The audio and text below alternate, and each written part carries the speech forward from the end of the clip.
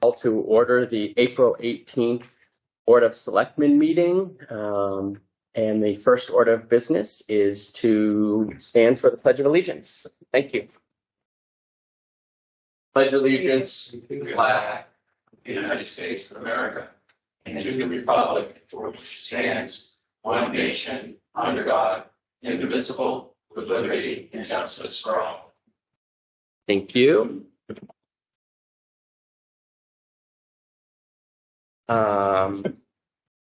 We have a first item on the agenda, the sale of an affordable unit, the waiver of right of first refusal. And so we have Michael Antonellis here, Director of Land Use and Inspection Services, so we can speak to this. Great. I'm Mike Antonellis, Director of Land Use and Inspection Services. Thanks. So 4 Sienna Circle, which is an affordable unit, is being put up for sale. Since it is an affordable unit, the town has the first right of refusal to purchase the property and keep it as affordable. However, given the deed rider, and we've been assured by DHCD that this is the case, there is no risk of losing the unit as an affordable deed rider goes with the property. So if the seller is unable to find a suitable buyer, the town would again have the ability to purchase the unit. So it might come back to us, probably not, but at that time, we can make a decision then. And so it was Joe prepared a draft motion for you. And there is a draft letter that I prepared for Joe to sign and send to DHCD. Should you waive that right? Okay. Questions? Questions? I understand. Yeah. In the past, there's been a period of time that the unit would be marketed as an affordable unit. Do we know what that number is? Oh, It used to be 120 days. Is it still? I thought it was 90, but I could confirm on the deed itself. But either way, when it comes back, are you talking about this time period now or the time period when if it were to come back? Right. It's going to get marketed as an affordable unit first. And then it'll be sold as a value unit. So it's kind of a two-part question, right? It's a discounted unit being an affordable. So yes, once it reverts back to market value, does the town receive any benefit from it being market value?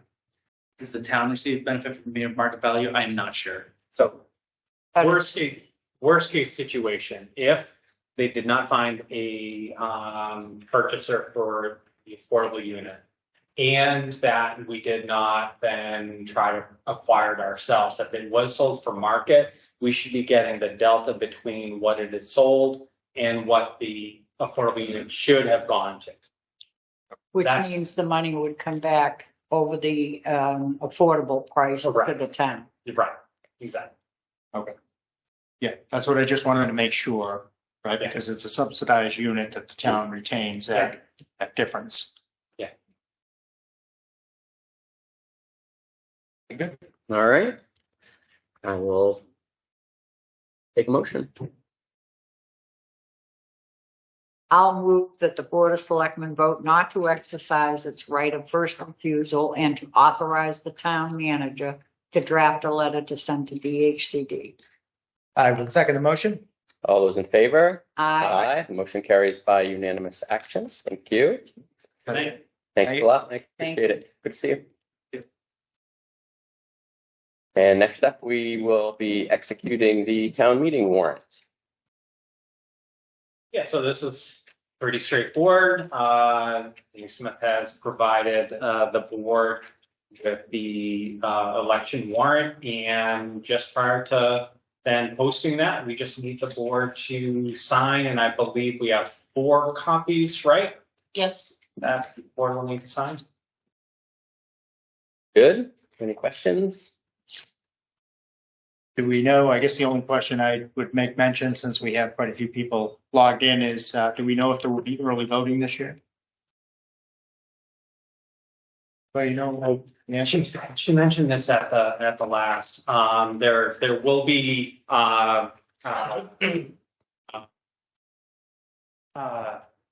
there will be absentee vote and vote by mail, but there will not be early voting. Oh, well, very good. I had a resident ask me, and I just wanted to make sure we have the answer. Yeah, good. Yeah, I took for granted that was something that I would do, but. Yeah. It's required by the state Right. and federal, but because this is just the town election, it's not required. Got it. Got it. Okay. Very good. Any other questions? I can make a motion. All right. I move that the Board of Selectmen vote to execute the warrant for the May 9th, 2023 annual town election. I'll second. All those in favor? Aye. Motion carries by unanimous action. Next, we have a public hearing for all alcohol beverage license for Nipmuc Rod and Gun Club. Yes. We have the legal notice. Let me grab that. Legal notice. Share it. Stevens. You have it there? Right here. Oh, perfect. Thank you very much. Notice is hereby given under Chapter 138, Section 15A of Mass General Law that a public hearing will be held on Tuesday, April 18th, 2023 at 7:05 p.m. at the Town Hall, 1 Main Street, Upton, Mass. On the application of Nipmuc Rod and Gun Club, also of Upton, Mass. For an all alcohol beverage license on subsection 12, club on premises. The description of the premises is as follows: first floor, basement room 60 by 32 with a storage vault. Same elevation, 10-foot by 11-foot entrances and exits on Fisk Mill Road. Second floor is 66 feet by 32 feet, and it's a banquet hall. The kitchen and porch adjoining with the exit and entrances on Fisk Mill Road. Open the public hearing. Take that back. And we have the applicant here. So do you want to sort of introduce yourself and just explain a little bit about what's happening? I'll introduce myself first. Please. My name is Ian Bell. I'm from North Grafton. I am the president of the organization. And Ali Demora has done all our legwork for us. So I leave it for her. Well, thank you very much and welcome to you, sir. Nice to meet you. I'm Emily tomorrow, I've been the guest manager for the club for since September, about. And, prior to me starting that position, paperwork had lapsed for our liquor license. And so I worked with Sandy and the board, so we pulled day permits so that we could still open through the holidays and be able to, have a little bit of income.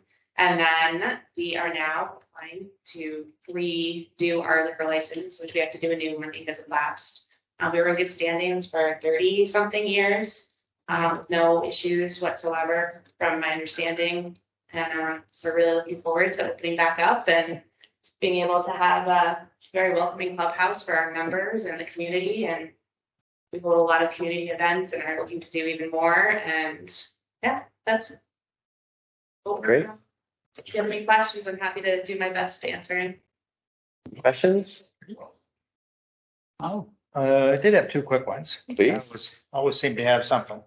Do you know what your hours of operation will be? Will you be, and is it it's a regular license, not a club license, right? So it'll be the full calendar. Yes, Okay. And you know what your hours of operation will be? I can answer to that.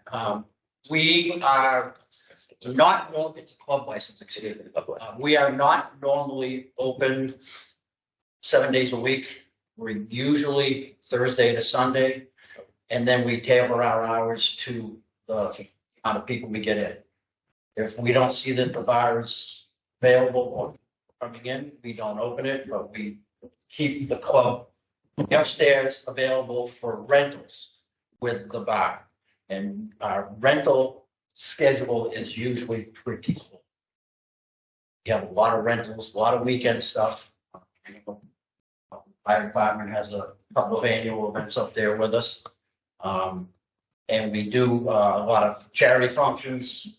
Chairman of the board, Brian Vachon, is a member of a motorcycle veterans club.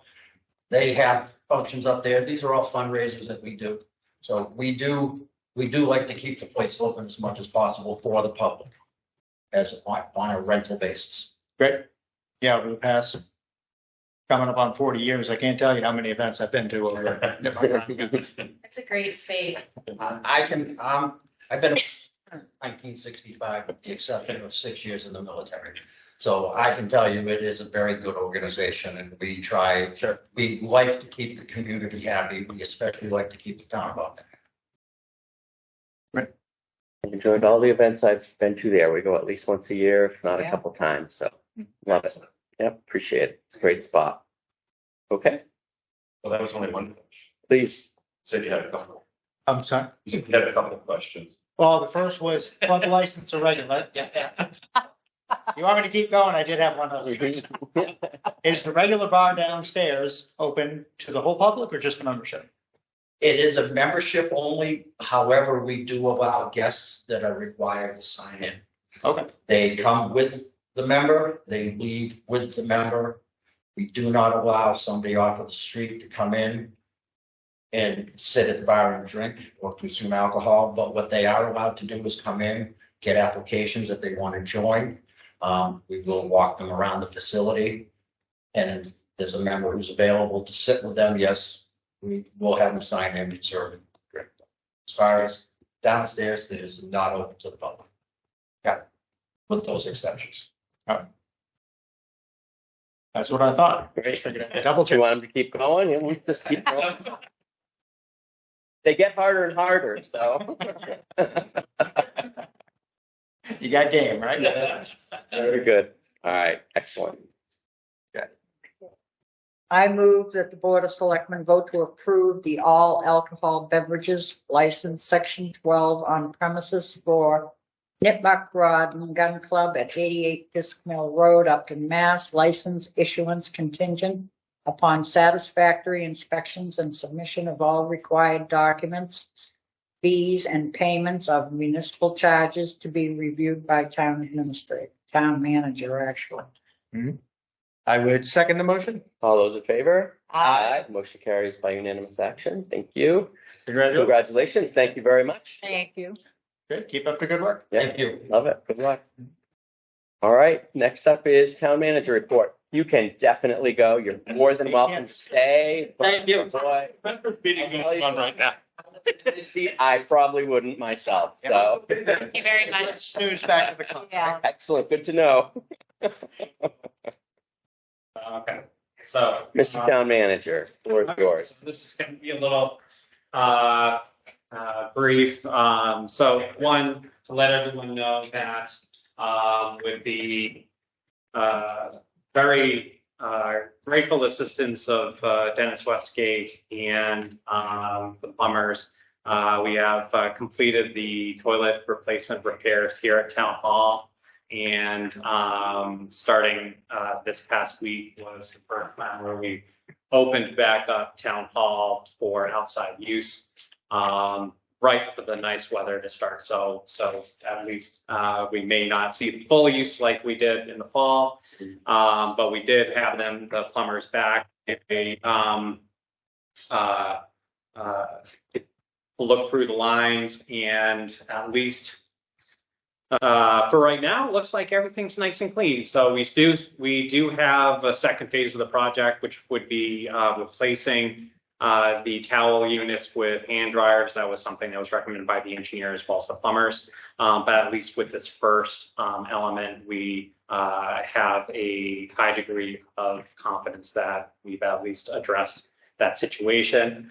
The fortunate thing was that literally we were expecting potentially needing additional tile work and all of that. They were able to punch through the wall. You can't even tell. So it ended up not having as much of an impact as we would have seen. So something had to break our way, and that was it. Thanks. I have a request for making an announcement that on Earth Day, which is Saturday, April 22nd, there'll be a meeting for people to pick up supplies, gloves, vests, and bags, 9 a.m. to 12:30 at the VFW. So this is something that one President Lynn Haggerty has been really taking upon herself to make sure and coordinate the cleanup activities. Downstairs in the lobby, you have information available, as well as bags for people to help clean up Upton. And again, that's major cleanup effort is going to be on Earth Day, which is Saturday, April 22nd. So this coming weekend. A lot of the work that our office, as well as the library and ESS COA department have been doing over the last week and a half since we last had the meeting, has been really preparing for the move over to the community center, including as recently as today, going out over to do assessments as far as what we need for trash cans, what are we going to need to make sure that we're outfitting the building correctly, ordering batteries for all the hand dispensers and all those things, really trying to clean up some of the last minute items that will allow us to start moving. Library is actually starting their move tomorrow. So the moving company that was hired will be moving over a period of 2.5 days, get them all set, moving their collection to the new building. You may have noticed on social media, as well as the library's website, that they are planning on 29th sort of a ceremonial sort of book caravan to bring some material over. So invite the community out to that. Working with ESS, that's also, they're trying to maintain programs for as long as possible, but they're going to be shutting down starting next week so that they can start their transition over on the 27th. So a lot of logistics trying to clean it up. Anyone that's been by the community center may notice that they're even installing landscaping today. It's really coming along. Building is looking great. We're trying to take care of some last minute pyramid items with signs for inside the building. Also tables, since some of the ones that were originally selected was the opinion when we had some samples that they could represent a tripping hazard, so I want to swap those out. So moving steady along, next week they're going to start paving in the parking lot. So for 2 days, parking lot's going to be unavailable. They're going to be paving and then doing striping as well as seal coating for the VFW. So that opening of May 1st is quickly approaching, and everyone is really excited. While we would have wished it would have happened a little sooner, the ramp for the Racine building is all complete. The last step and just waiting for the scheduling is installing the handicap button to open up the ramp. And again, that's something that, while it was needed for the library, they've been really grateful, and it's kind of really nice having library programs here, having some music and kids here in the main hall during hours has been enjoyable, at least to have a little bit more life within town hall. Not to say we don't have good, lively staff here, but having kids running around, we don't sit. So it's been great to have that activity. And realistically, those activities really weren't that great over Racine, and really hammer home the need for the community center. So this week is their last week actually having programs here for the community center. And other things that have been working on is basically finalizing with the finance committee, specifically the chair of the finance committee report. So review that's going to be going to the printers. The annual report is now at the printers, and just want to acknowledge all the work that Sandy puts in for that, not only corralling all the departments to get their reports in, but also applying some very polite pressure towards me to finish up things that I need to get to her to get done. Because in my experience within annual reports, it's usually the town administrator or manager that's the last one to get things in. So there's been a lot of things we've been working on behind the scenes and for that community center. Awesome. Well, that's exciting. Questions? I have none. Nope. Awesome. That's great stuff. I think there's a lot of excitement in town and for all aspects of that building and that project. So I think it'll be really great for people to be able to go over there and park and walk around and check it all out and be really, a part of it as it starts to come together in terms of the activity and the uses and getting people in there. So that's great. Thank you. Okay, next up we have the any public input or public comment from folks on the phone or in the room.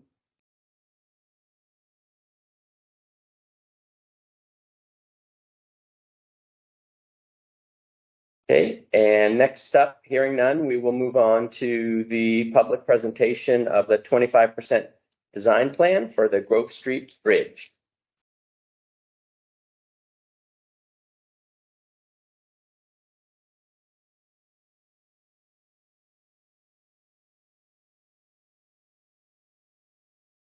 Welcome. Good evening. Evening. Thank you, Mr. Chairman, for taking time out of your schedule to see us.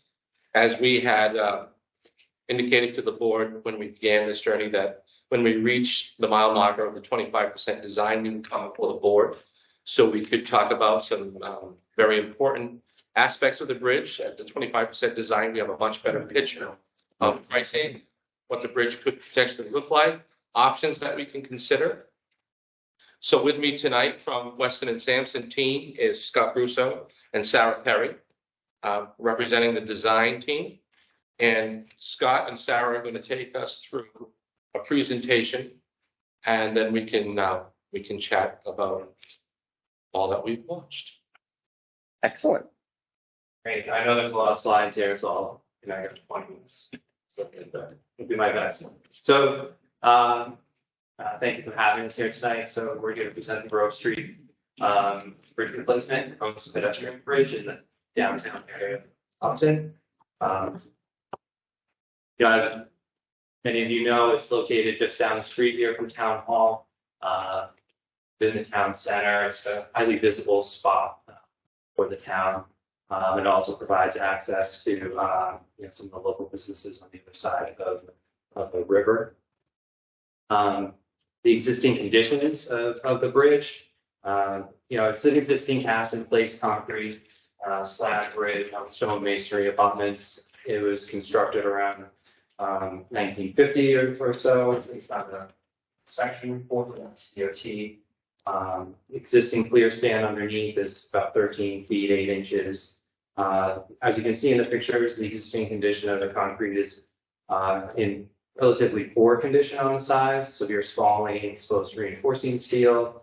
The bridge railing is in serious condition with concrete loss at the base of the posts and just separating from the bridge itself.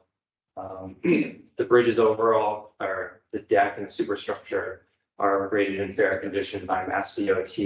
But the main thing is that this bridge isn't reposted, so it's definitely a little bit lower than what is the statutory legal load for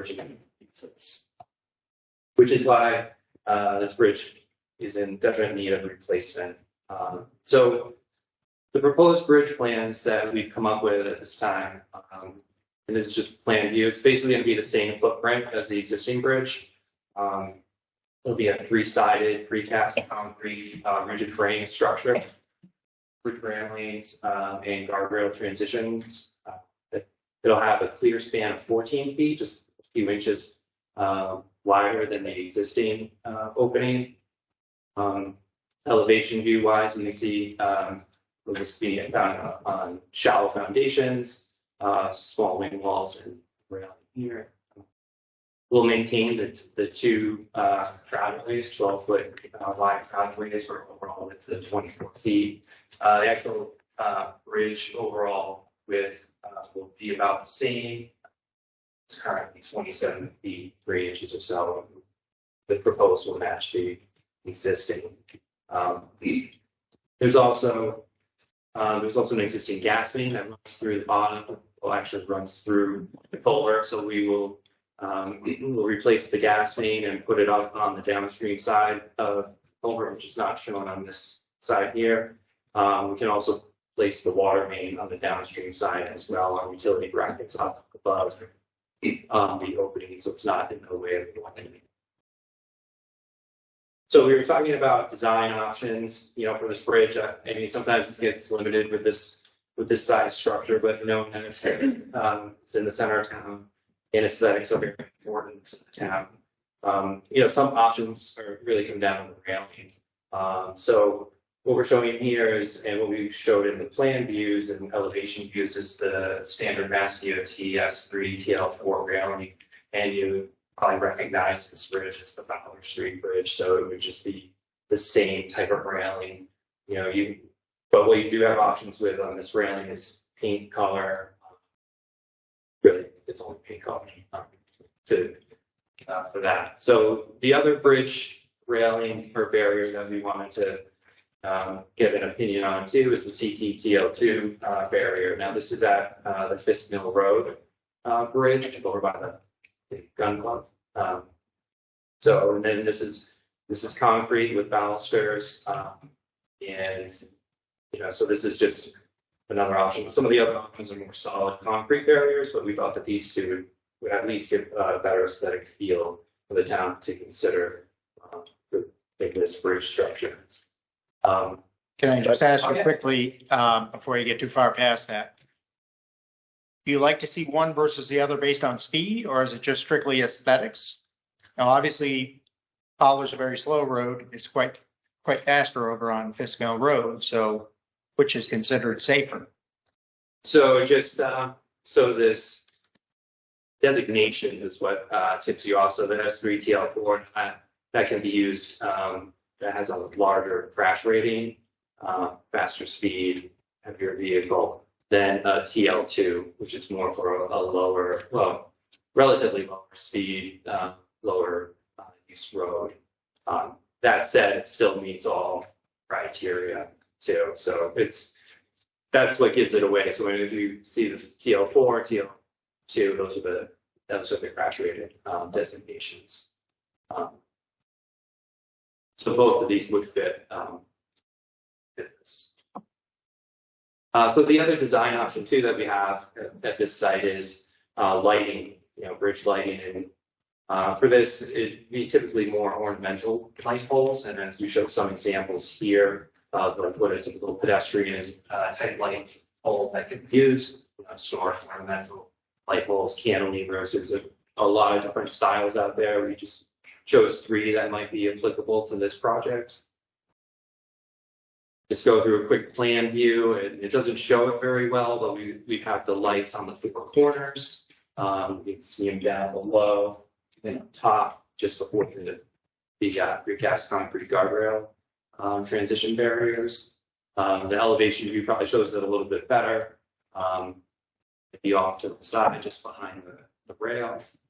And then the cross section shows gives it a little bit better view of where the light will go. This structure. So with that, I kind of wanted to talk about just stopping here. If you have any comments or questions at this point, just on the bridge, we can go through that or get an opinion on. I heard the measurement of the width. You said about 27.3 wide. Yes. So that's exactly the same or slightly wider than what we have? It's technically 1 inch wider than what's out there right now. All this and that's all we're getting. Yeah.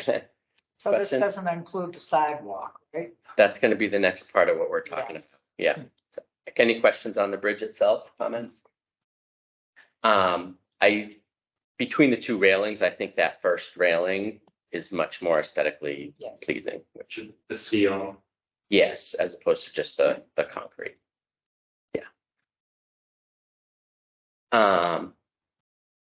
That's it for that. Light poles, obviously, that doesn't go through planning board, right? We need to make sure that whatever we put in is just downlighting so that we're not adding light pollution. But I think the most important thing we want to make sure is that whatever we choose for lighting, even though it has a function, yes, decorative lighting. Yeah. We want to make sure it stays in tune with the theme of economic development and all the work that was put in by the town earlier. Yeah. About what the downtown revitalization was supposed to look like. Yep. So that's probably the most important, and I'm hoping to hear Yeah. from EDC and get some input from them as well. Yeah, good. Yeah, I mean, I would say off the top of my head, I'm very surprised that there would be 4 lights. It just would seem for such a short bridge, from my thinking, that just seems like more than we need. To have 1 on each corner, it just seems like kind of overkill. Considering we have no streetlights downtown, you know, very few. So it would just seem unusual to be driving down 140. It's pitch black and we're going to see a bridge that's bam, lit up. So I'm not sure if I like the idea of 4, but I guess we can bounce that around over the next. Yeah, and I think that would look kind of nice. Pardon? I think that would look kind of nice. Think so? yeah, I mean, if we're trying to save money, I don't think we need light poles on a 15-foot wide bridge, but we can cross that bridge when we come to. No pun. All right, sorry, that was really bad. All right, why don't we talk about the fun part, the pedestrian bridge? Okay. So the pedestrian bridge would be on the upstream side, on the east side of Street Bridge. You can see here the alignment that we have. It kind of curves out from the existing sidewalk and curves as we go down to the south. We're kind of, it's just right into the parking lot of the brewery, and then just slightly goes back to where the sidewalk potentially could be on the other side of Grove Street. We set it about 6 foot 2 inches plus minus from the face of the proposed bridge. This dimension kind of minimizes the effect to the parking spaces at the brewery. You can kind of see where the path does go through one of the striped lines. At this point, it also provides what we feel would be at least enough clearance to potentially construct the pedestrian bridge first before the vehicular bridge, so you'll allow at least pedestrian access to the business. So we understand that they utilize, or the patrons utilize the parking lot on the other side. So that's the main reason for this outline or this alignment of it. The one thing to know in this alignment is that short, long dashed line is the town right of way. So this alignment would require some taking and easements. So we do have another alignment that puts it within the property line, but we're only about 2 feet from the existing. So that would complicate trying to construct it first and construct it second. But we can certainly share that with the board at a later time. But this would be the preferred option in our opinion. So typical elevation view, we're just showing. Sorry to interrupt you. We just have a quick question. Linda, do you have a question? Yeah, I just want to throw into the mix a couple of things. One, this just seems really incongruent with the smart street plan that we have for, basically the whole rest of, the center of town as well as through town. It doesn't include, a space for cyclists. It just seems really inconsistent in terms of design. I'm also very concerned that we are overly concerned with the one business that's on the other side of the bridge. And while it might be inconvenient, for their patrons, to be thinking in terms of like building a crosswalk, a cross bridge first before the rest of the bridge, which then does not include a bike path or a walking path, to mirror the rest of the requirements that we are up against in terms of, the rest of the street project. It just seems so incongruent, and that, it misses so much of the point that, the DOT has made in terms of how, I don't know, I got a huge letter from the DOT, and pretty much every single suggestion was, yeah, we can't do it that way. We can't do it that way. That's not how we do it. And then, and then here's this, which is on a street that, is in Upton and that connects to bike paths and human paths. And yet it sort of ignores that aspect of the rest of what we're up to, which I don't wholeheartedly agree with everything that the DOT is kind of putting on us, but it still just seems not appropriate. The other thing is that this bridge, I imagine at some point, the bridge that is, that runs up 140 South, may also need to be repaired. And so then you think about, well, okay, now we have two bridges. They're right in the center of town. It'd be really nice if they look the same. You know, what's the right construct for that bridge? And do we not have a, bike path and walking path? All right, I'm done. Thank you. Mr. Chairman. Please. Hi, Linda. Hi. So they're all great questions. They're all great comments. Hopefully I have some great answers. So the reason you don't see complete streets is because we're talking about a small segment of road. We're talking about the bridge only. Complete streets represent an entire length of road. So you wouldn't have bike lanes going across the bridge that would simply disappear on the other side. That wouldn't be legal.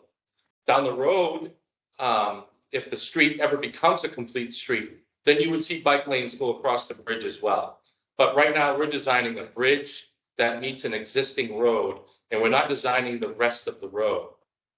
The sidewalk that for the footbridge connects to the proposed rotary that will be on 140 that the state is proposing.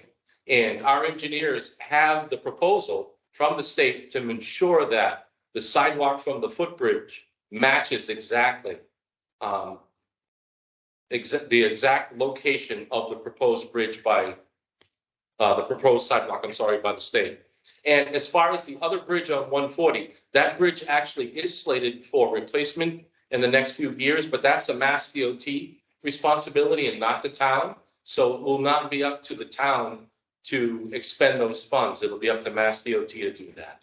Hopefully I answered all your questions. Great. Thank you. Okay, go ahead. Thank you.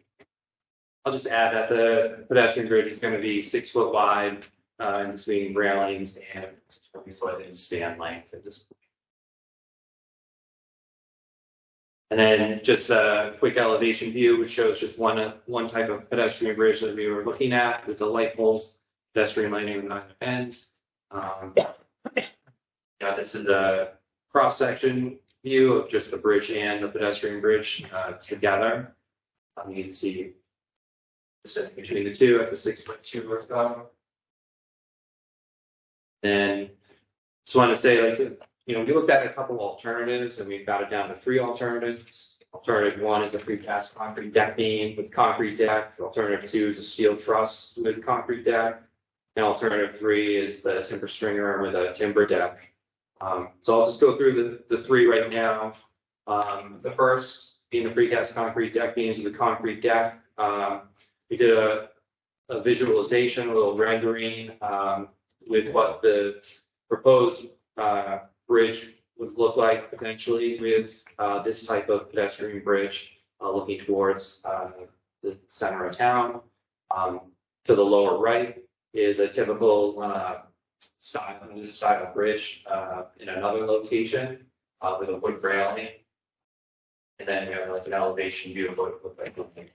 Elevation view with wood railing. So this, I should also add that this bridge can also be utilized as a metal railing as well. The alternative 2 is the steel truss with concrete deck. And again, we have a rendering on the left-hand side of how this would look on the site. Typical other projects, what these bridges looks like in an elevation view as well. And then the third alternative is a timber stringer with a timber deck bridge. Again, rendering on the left, typical photo of what one looks like on the right-hand side of the elevation view. For that. So with each of these bridges, the main aesthetics that each of them have their own aesthetics of the type, but the main aesthetics that can influence the design are the railing options. So here we just have some metal railing design options. You can see it just varies with the type of post, color, coating. It could be painted different colors. It could just go with the galvanizing. It could be steel, or it could be aluminum. So there's a lot of choices with the type of railing, but for the most part, it'll come down to the posts and the balusters on it.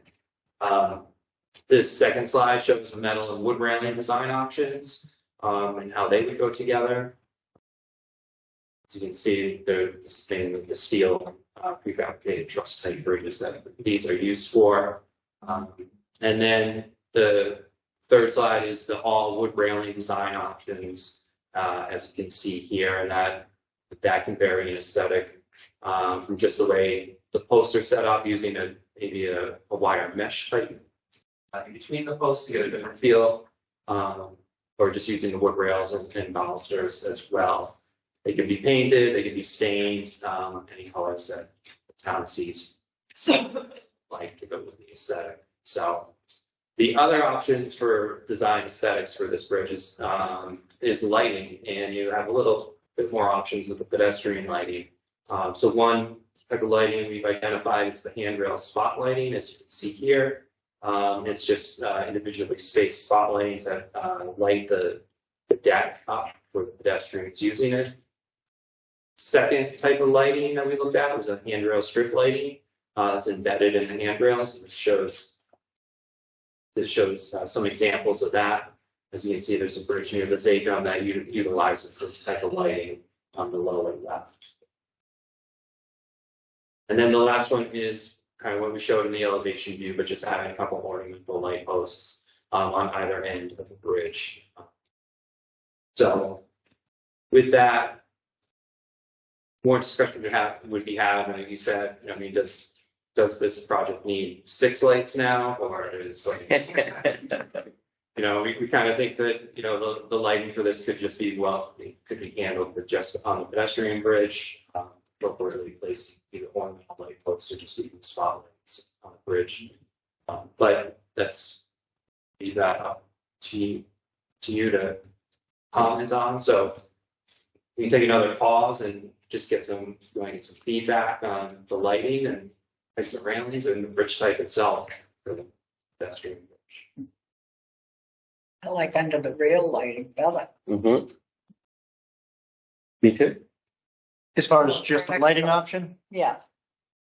The lighting up, yeah, instead of having the 4 big posts, right? Like I think if we were going to do, I don't know that we need the posts. I think that the pedestrian bridge lighting, like that's where people are going to be walking, and I think that would be sufficient in terms of the lighting. It's a little more discreet. It's a short span, so to have 4 lights in the middle of Grove Street kind of would probably, it just wouldn't really fit in my opinion. But and then long-term maintenance issues, Totally. Look at, how quickly time moves along. So before you know it, you're trying to repair them. So Yeah.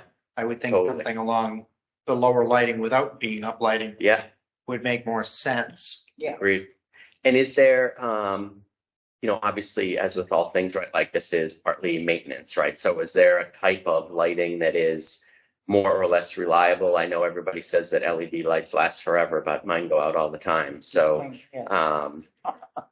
I don't know. I wouldn't want to put something in that, half of the lights stop working and you can't replace them, right? It's almost like I'd rather have a bulb that I can unscrew and screw in for maintenance purposes. I mean, I really defer to you, Dennis. You're going to be the one leading the team to take care of that kind of stuff. But certainly that's a consideration. But I guess from my perspective, rail lighting, great, whatever, definitely should be down and focused. And beyond that, I defer to the experts.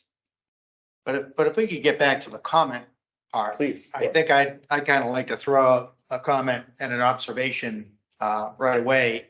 The person that spoke, Linda Gay, I agree with that in the fact that I never envisioned the pedestrian bridge to be a separate entity. When this came before us a year and a half ago, we appropriated engineering money. Then we went before a town meeting, we asked for construction money. I always envisioned, and I asked the question multiple times, that the pedestrian bridge would be part of the bridge. This is a separate entity altogether. And I agree that it just doesn't fit anywhere in this town. We don't have an example of this anywhere. So I'm not sure, nowhere has there been a vision drawn, or nowhere has anybody articulated that they thought that we needed, small footbridges to go over areas. Anywhere that I see a bridge in this town, there's essentially an area for people to walk. Usually it's raised. I'm not so sure. I want to say down on West River or Fisk Mill Road, I don't think there is. but I always envision it to be part of the bridge. So a separate structure like this, I just can't see it. I can't see with where we're at with our budget, with this particular project, now pushing this project well over $2 million to construct a separate bridge, plus requiring separate easements and, perhaps some sort of, monetary commitment on that behalf. Obstructing the parking lot, I just don't see that it fits. What is the cost impact of doing a separate footbridge versus adding a extra width to the actual bridge itself? Well, I'll defer to the engineers, but first I want to comment if I can. Please. So I understand exactly what you're saying, Steve. I too have been here for every single discussion since the beginning of all discussions of this bridge. And I take my direction from everybody who discusses the bridge with me, including this board. And I don't recall ever talking about putting that bridge up without a footbridge. Not once. Every single time we had a discussion, we talked about a footbridge. Now, like you, I thought the footbridge would attach to the regular bridge, but it would be not in the travel lanes, it would be its own entity. I didn't realize there would be a 6-foot gap. And the reason for the 6-foot gap is because during our conversations over the last year or so, we talked about maintaining continuity between this side of the river and the other side of the river, especially for the business that's over there. I know those discussions came up. I remember those discussions. And we talked about, well, maybe we could get a temporary footbridge. Well, this kind of solved both problems at once. And we got a footbridge out of it, which we discussed. And we talked about having it out front. So picture the very first thing that's constructed is the footbridge. Now the footbridge is being used while the regular bridge is being demolished. People still have the ability to go over and visit the business. And then during the months it takes to reconstruct the regular bridge, this footbridge stays in use. Of course, there's some logistics behind making sure we get pedestrians safely across it through a construction zone. Difficult, but not impossible. And we've worked that out as well. But the footbridge has always been part of the discussion. And I would be surprised that it isn't now. However, the footbridge is a couple $100,000. So the question before the engineers answer you, if we were to change the design so that we incorporated a sidewalk within the bridge, am I in the right direction, Steve? Is that what you're thinking? I think that's what everybody, whether or not we spoke the same words, but envisioned a different product, that may have happened. I wouldn't say everybody. I would say you. Did you envision a footbridge separate from the regular bridge? Yes. From what we had discussed before, yeah. Yes. Okay.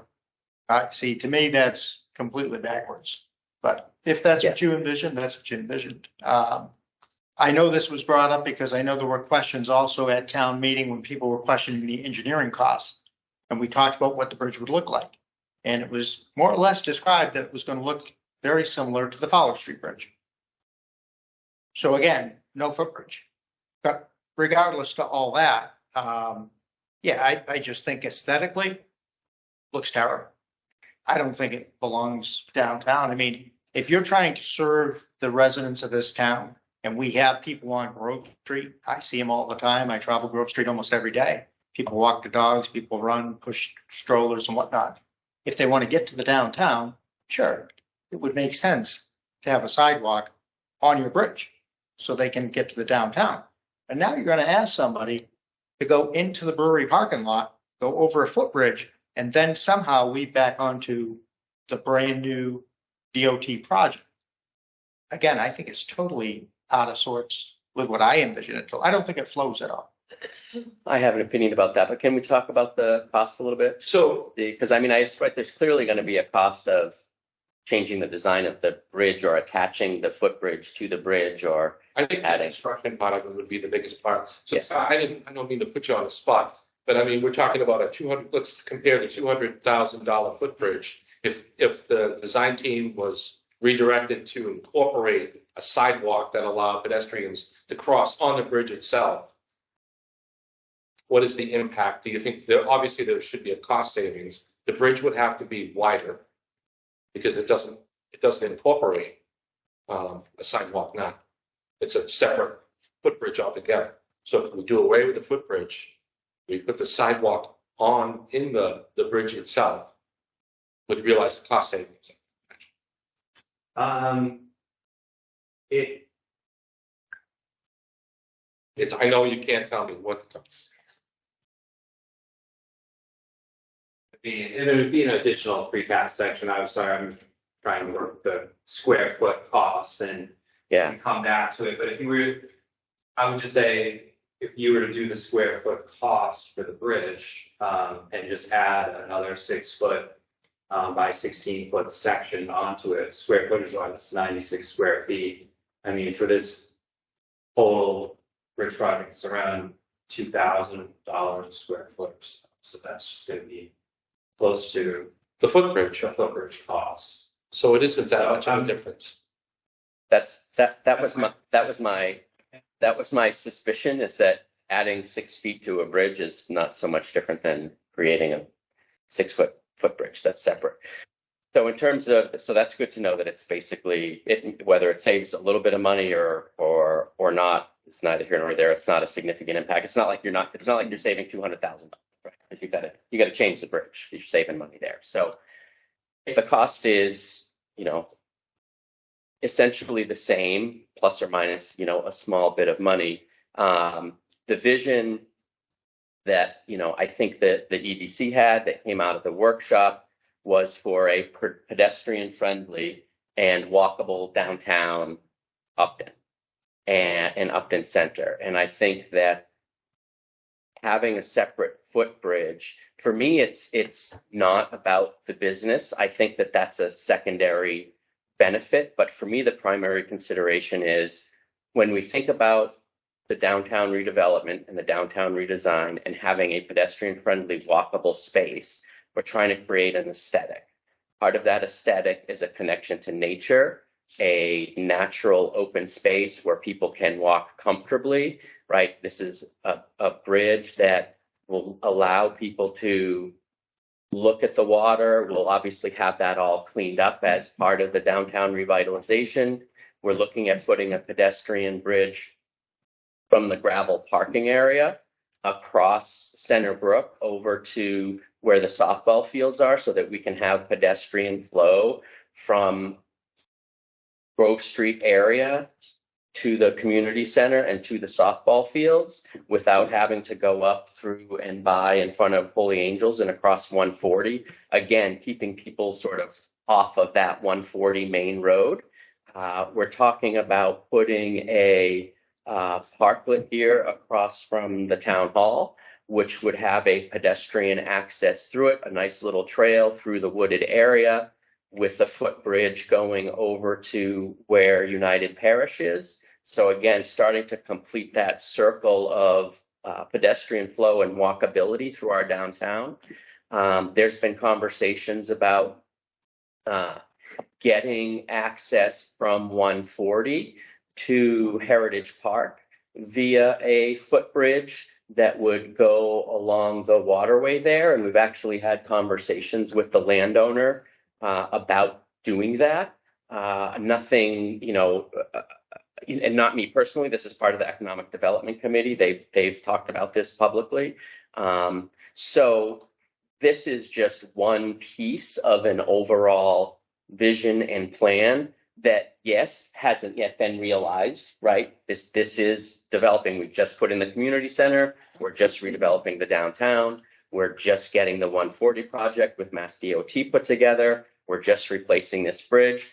But there is a vision here, and this does fit within the vision that came out of that workshop and that came up as part of the downtown revitalization plan. So I'm very comfortable with the design and having the bridge be a separate entity.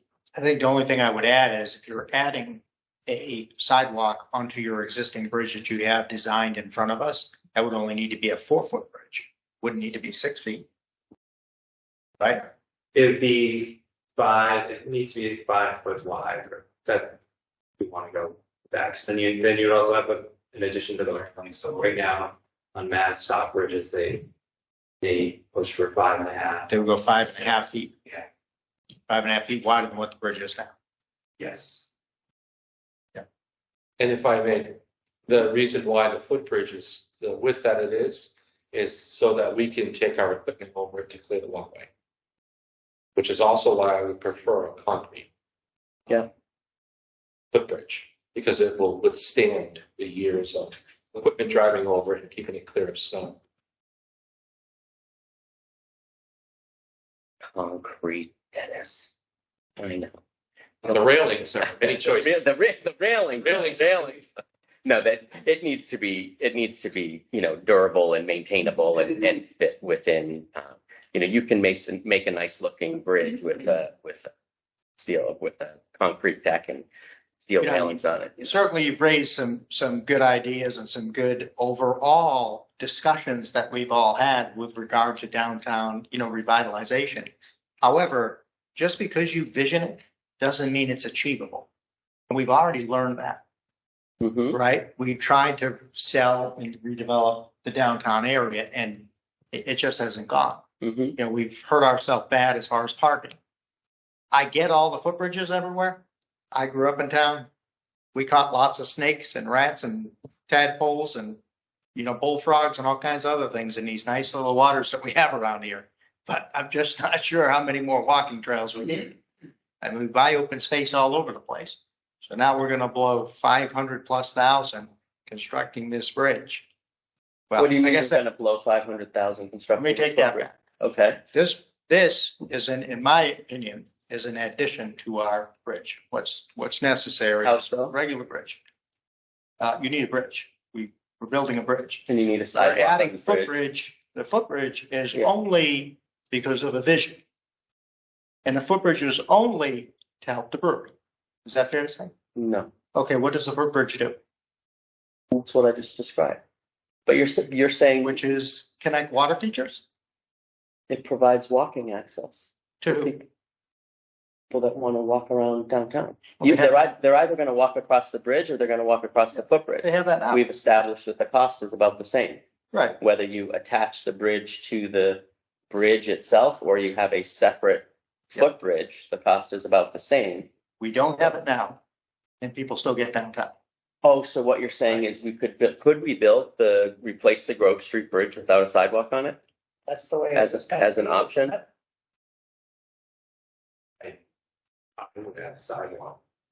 Yeah, if it isn't legal. Necessary, right? Is it required by the state? Now, there's no sidewalk on either Yeah. side, in theory. Yeah. There's no sidewalk on either. Yeah, Steve, so you'd rather have people just walking in traffic? No, that's not what I said. Well, that's how. Well, that's what you're recommending. As opposed to this, yes. I think this looks terrible. Okay. This looks terrible. So yeah, if you said to me, would you build just a bridge and allow them to walk along the side of the bridge? And if you describe it in traffic, that's how they're walking The it. way it is now. The way it is now. Yeah. I would definitely do that long Yeah. before I build this. I think it looks terrible. Great. I just put out Grove Street because you have, No way. you do have It's ridiculous sidewalk to replace the bridge and not have people that able to walk. terminates. It's ridiculous.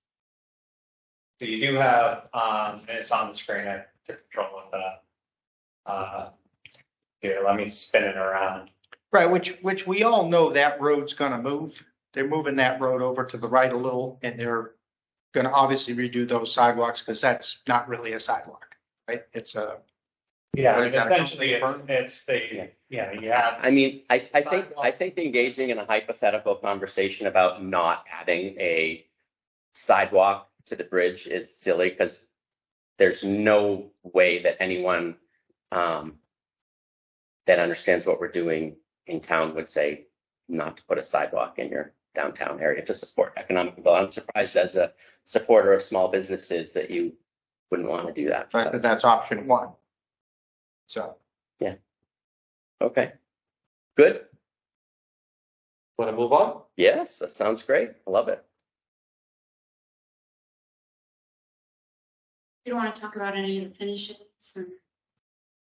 I think that, yeah, I mean, I think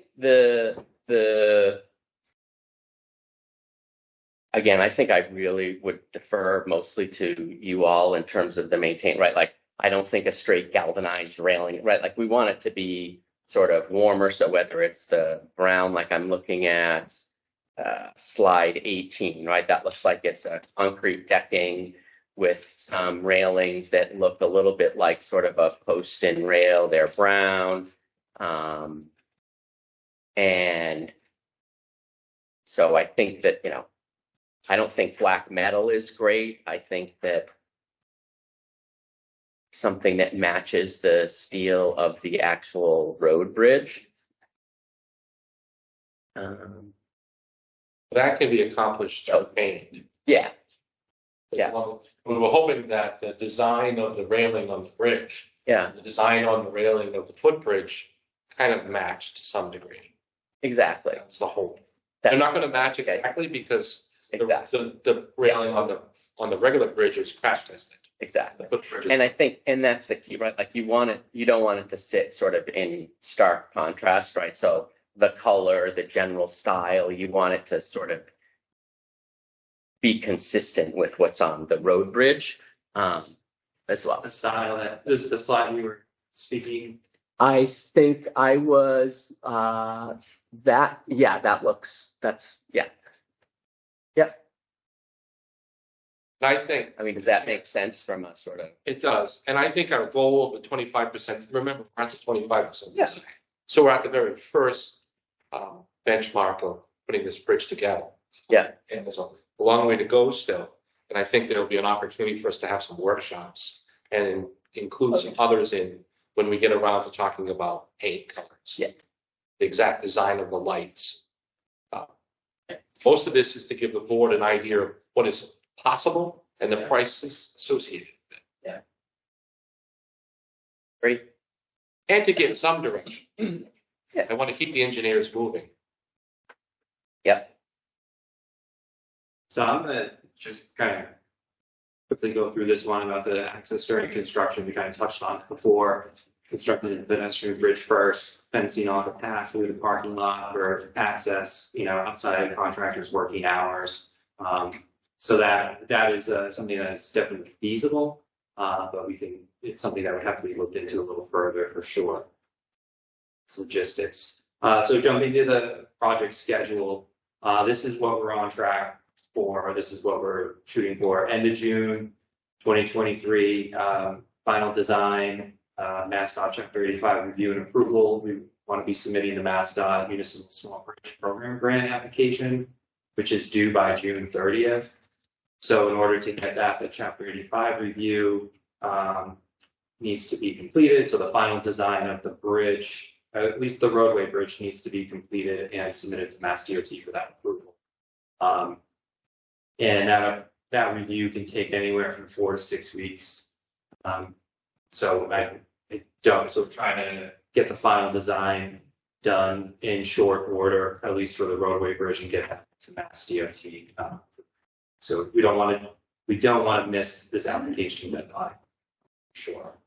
Mid-May to end of July, we're looking at the environmental permitting to be completed. So it's an approximate timeframe. It's for the NOI and the Army Corps self-verification notification. We're on track with that. August, we're looking to advertise, do the bid opening by the end of August. September, we just be contract award, construction notice to proceed.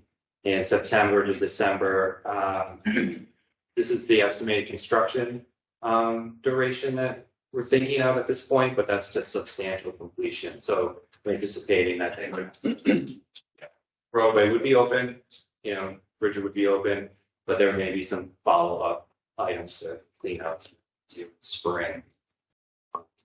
So something it's not that I do want to mention on this, the environmental permitting. This does not include the Chapter 91 license, the Army Corps PCN, if that's required, 401 or quality cert or NEPA. Based on what we know at this point, they aren't required. Chapter 91, if it does become a requirement, that has big schedule implications because it can take 6 to 9 months to get that. So we're trying to get clarification for DPO on what is actually required for this project. And again, easements and takings will be in place prior to construction and the duration the construction duration is estimated at this point. So then moving on to, our opinion on the probable costs for the roadway bridge replacement. Broken down here, we tried to break it down so you can see what the bridge structure is, the roadway approach. This includes 50 feet on the side towards the brewery, so the south side, and on the north side. It's about 50 feet as well, but we do anticipate some milling and paving just up to the limit of the MassDOT work, so it will be continuous.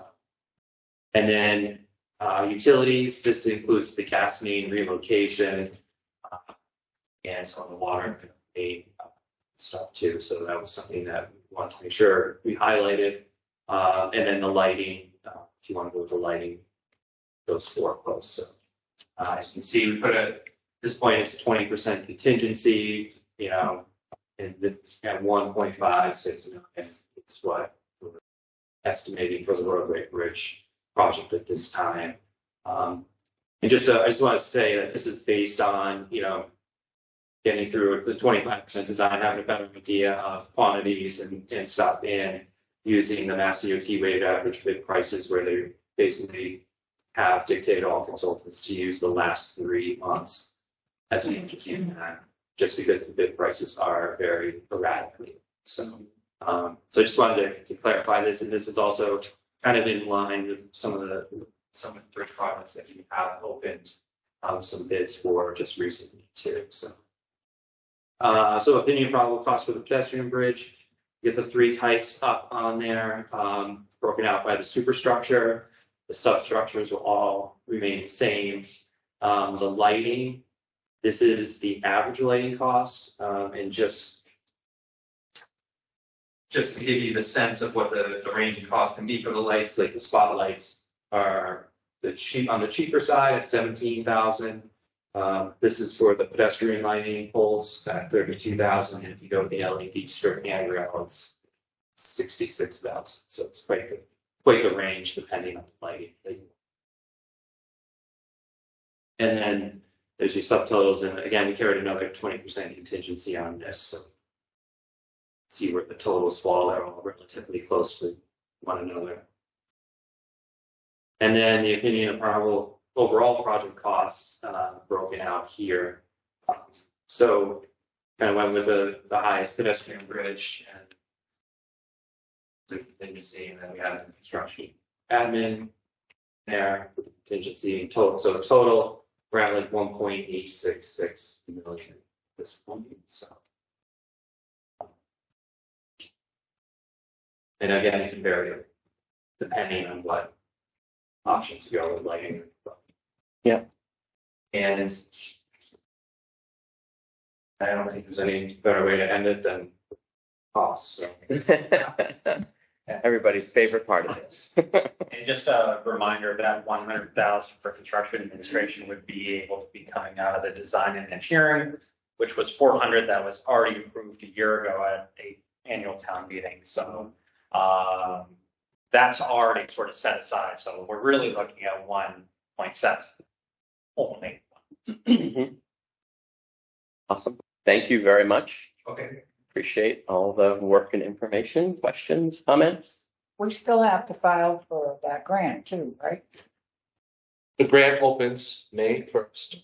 They have, or sometime in May, and we have until June 30th to submit. And they are on track to do that. And it's probably, Scott, did you happen to take a look at the grants?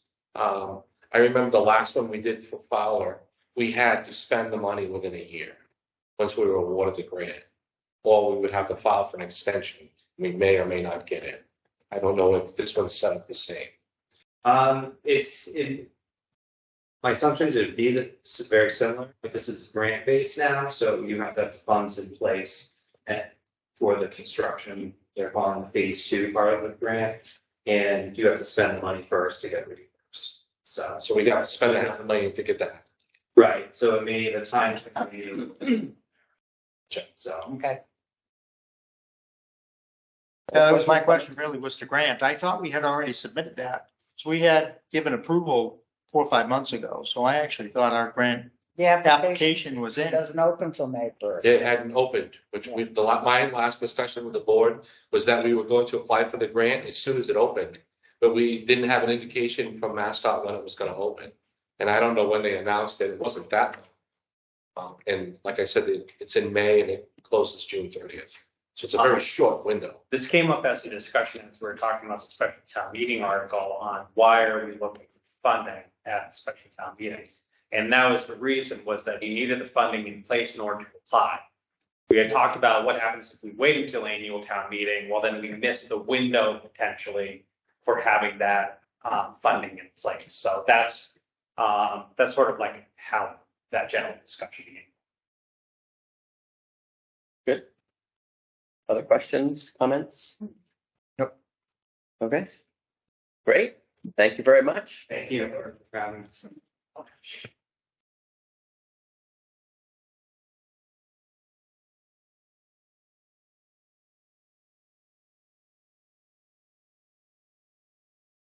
Next up on the agenda, we have a committee appointment for the Technology Committee.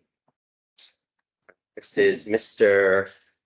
Jeffrey Boss. You're here. Here you are. Excellent. I was looking up. I'm so used to people being up there. Welcome, Mr. Boss. How are you?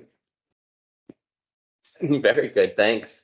Do you want to just tell us a little bit about your interest in the Technology Committee? Yeah, I'm a degree electronics engineer, stuff, full career in technology, not specifically in work. And then again, there. At least comprehend the terminology there. We moved into Upton about a year ago, my wife and I, while here. I kind of reached the point in my career where I could really start giving back to the community, and so looking forward to an opportunity to give back. And we got an email from Dave Lane that there are a couple openings on the technology committee. I said, "Oh, hey, I'm a technology."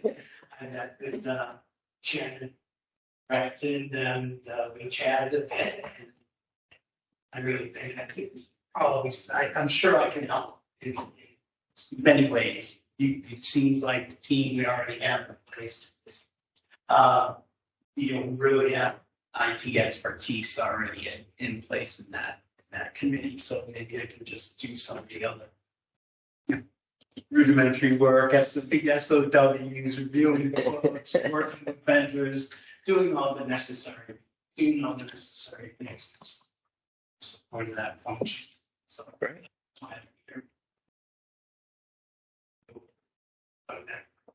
Great. Thanks. Any questions? No, only to say thank you for stepping forward. Oh, it's my pleasure. I'm really quite excited. Good. We got a long list of things you can help with, not just on the Technology Committee. We need help all over. Yeah. We got Finance Committee, Zoning Board, Planning Board, Conservation Committee. There's all sorts of stuff you can do. But we're thrilled to have your service on the Technology We Committee. got to solve the riddle of the acoustics downstairs. There we go. There you go, Yeah. Steve. See? That's an easy one to solve. I don't know why everybody's scared. I thought you were going to do that when you retire from the board. Ooh, I don't know. We're looking at speakers different, I think. Love it. Awesome. All right. I will take a motion, please. Make a motion that the Board of Selectmen vote to appoint Jeffrey Boss to fill a vacancy on the Technology Committee. I'll second. All those in favor? Aye. The motion carries by unanimous action. Thank you and welcome. Thank you very much. Thank you.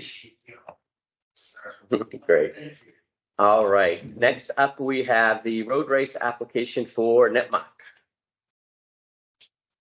Don't believe anyone is here to speak on their behalf, but they have reviewed their application with the police chief, and he has signed off on things. Yeah. They're looking to hold their walk on Sunday, May 21st, starting at 8 a.m. The information is in the packet. Yeah. Great. Yeah, I see both the police and fire chiefs have signed off on this, so that looks good. This is an annual event, so pretty non-controversial. Any questions, comments? No, I was gonna say, it's just the school doing it, so it's not one of the subgroups within the school. The way I'm reading. Okay. Yep. I've seen this one in the past. Looks good to me. Kyle Cares, oh yeah, Kyle Cares chapter.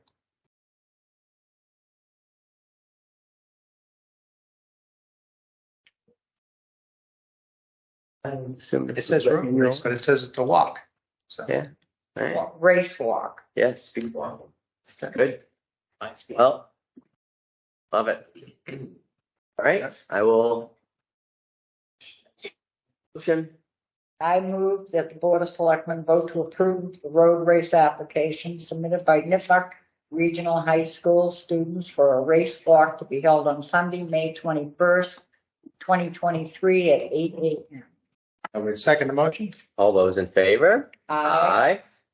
Motion carries by unanimous action. Next up, we have a road sign request for Misco Hill Road. Or no, this is the corner of Juniper and Misco Hill. And we want a private road sign that says no through. So the application is within the board's packet. DPW director, Gate had taken a look and recommended that because the road is public, that we can install a dead end sign. And the police chief had concurred with that recommendation. Great. Okay. Questions, comments? Yeah. What's up, buddy? Oh, why don't you just say hi? No? Okay. Sorry. For those on the phone or on video that can't see, my 7-year-old Victor is outside looking in suspiciously. You good, bud? Good. Pretty cute. All right. All right. Somebody want to make a motion? Yep. Please. I make a motion that the Board of Selectmen vote to approve a dead end sign at the intersection of Juniper and Misco Hill as recommended by the DPW director and the public safety director. I'll second. All those in favor? Aye. Motion carries by unanimous action. Next up, we have annual scholarships. All right. So let's go through this. Like we have one scholarship for every applicant. I think we do. This is going to be easy. Yeah, I was gonna say, I'm not sure we need to do any ranking or any choosing. No I think ranking. it's All right. Let's just do it then.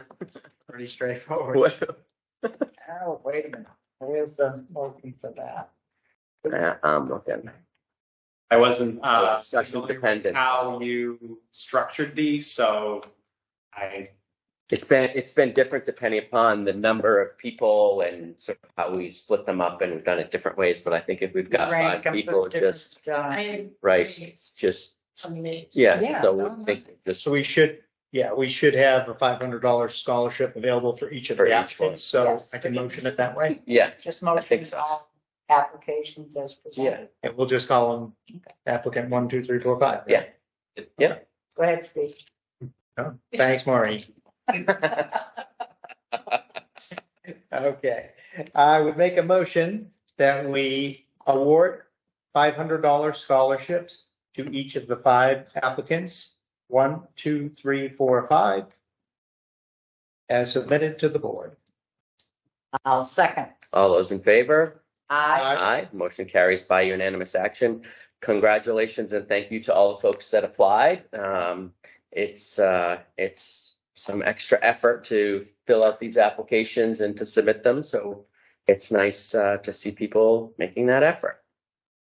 All right. Next up, discussion of Upton Community Center room and reservation policies and hours of operation, but we'll do reservation and policies first. So we're still working on things, but because out of a concern that once the library starts opening up, before we then have an opportunity to discuss at our May 2nd meeting, just wanted to have the board consider just utilizing our use of town hall rules and regulations policy and apply it to the great room and the kitchen at the community center. This is really for after hour outside of work use, just so at least we can say we have something to point to.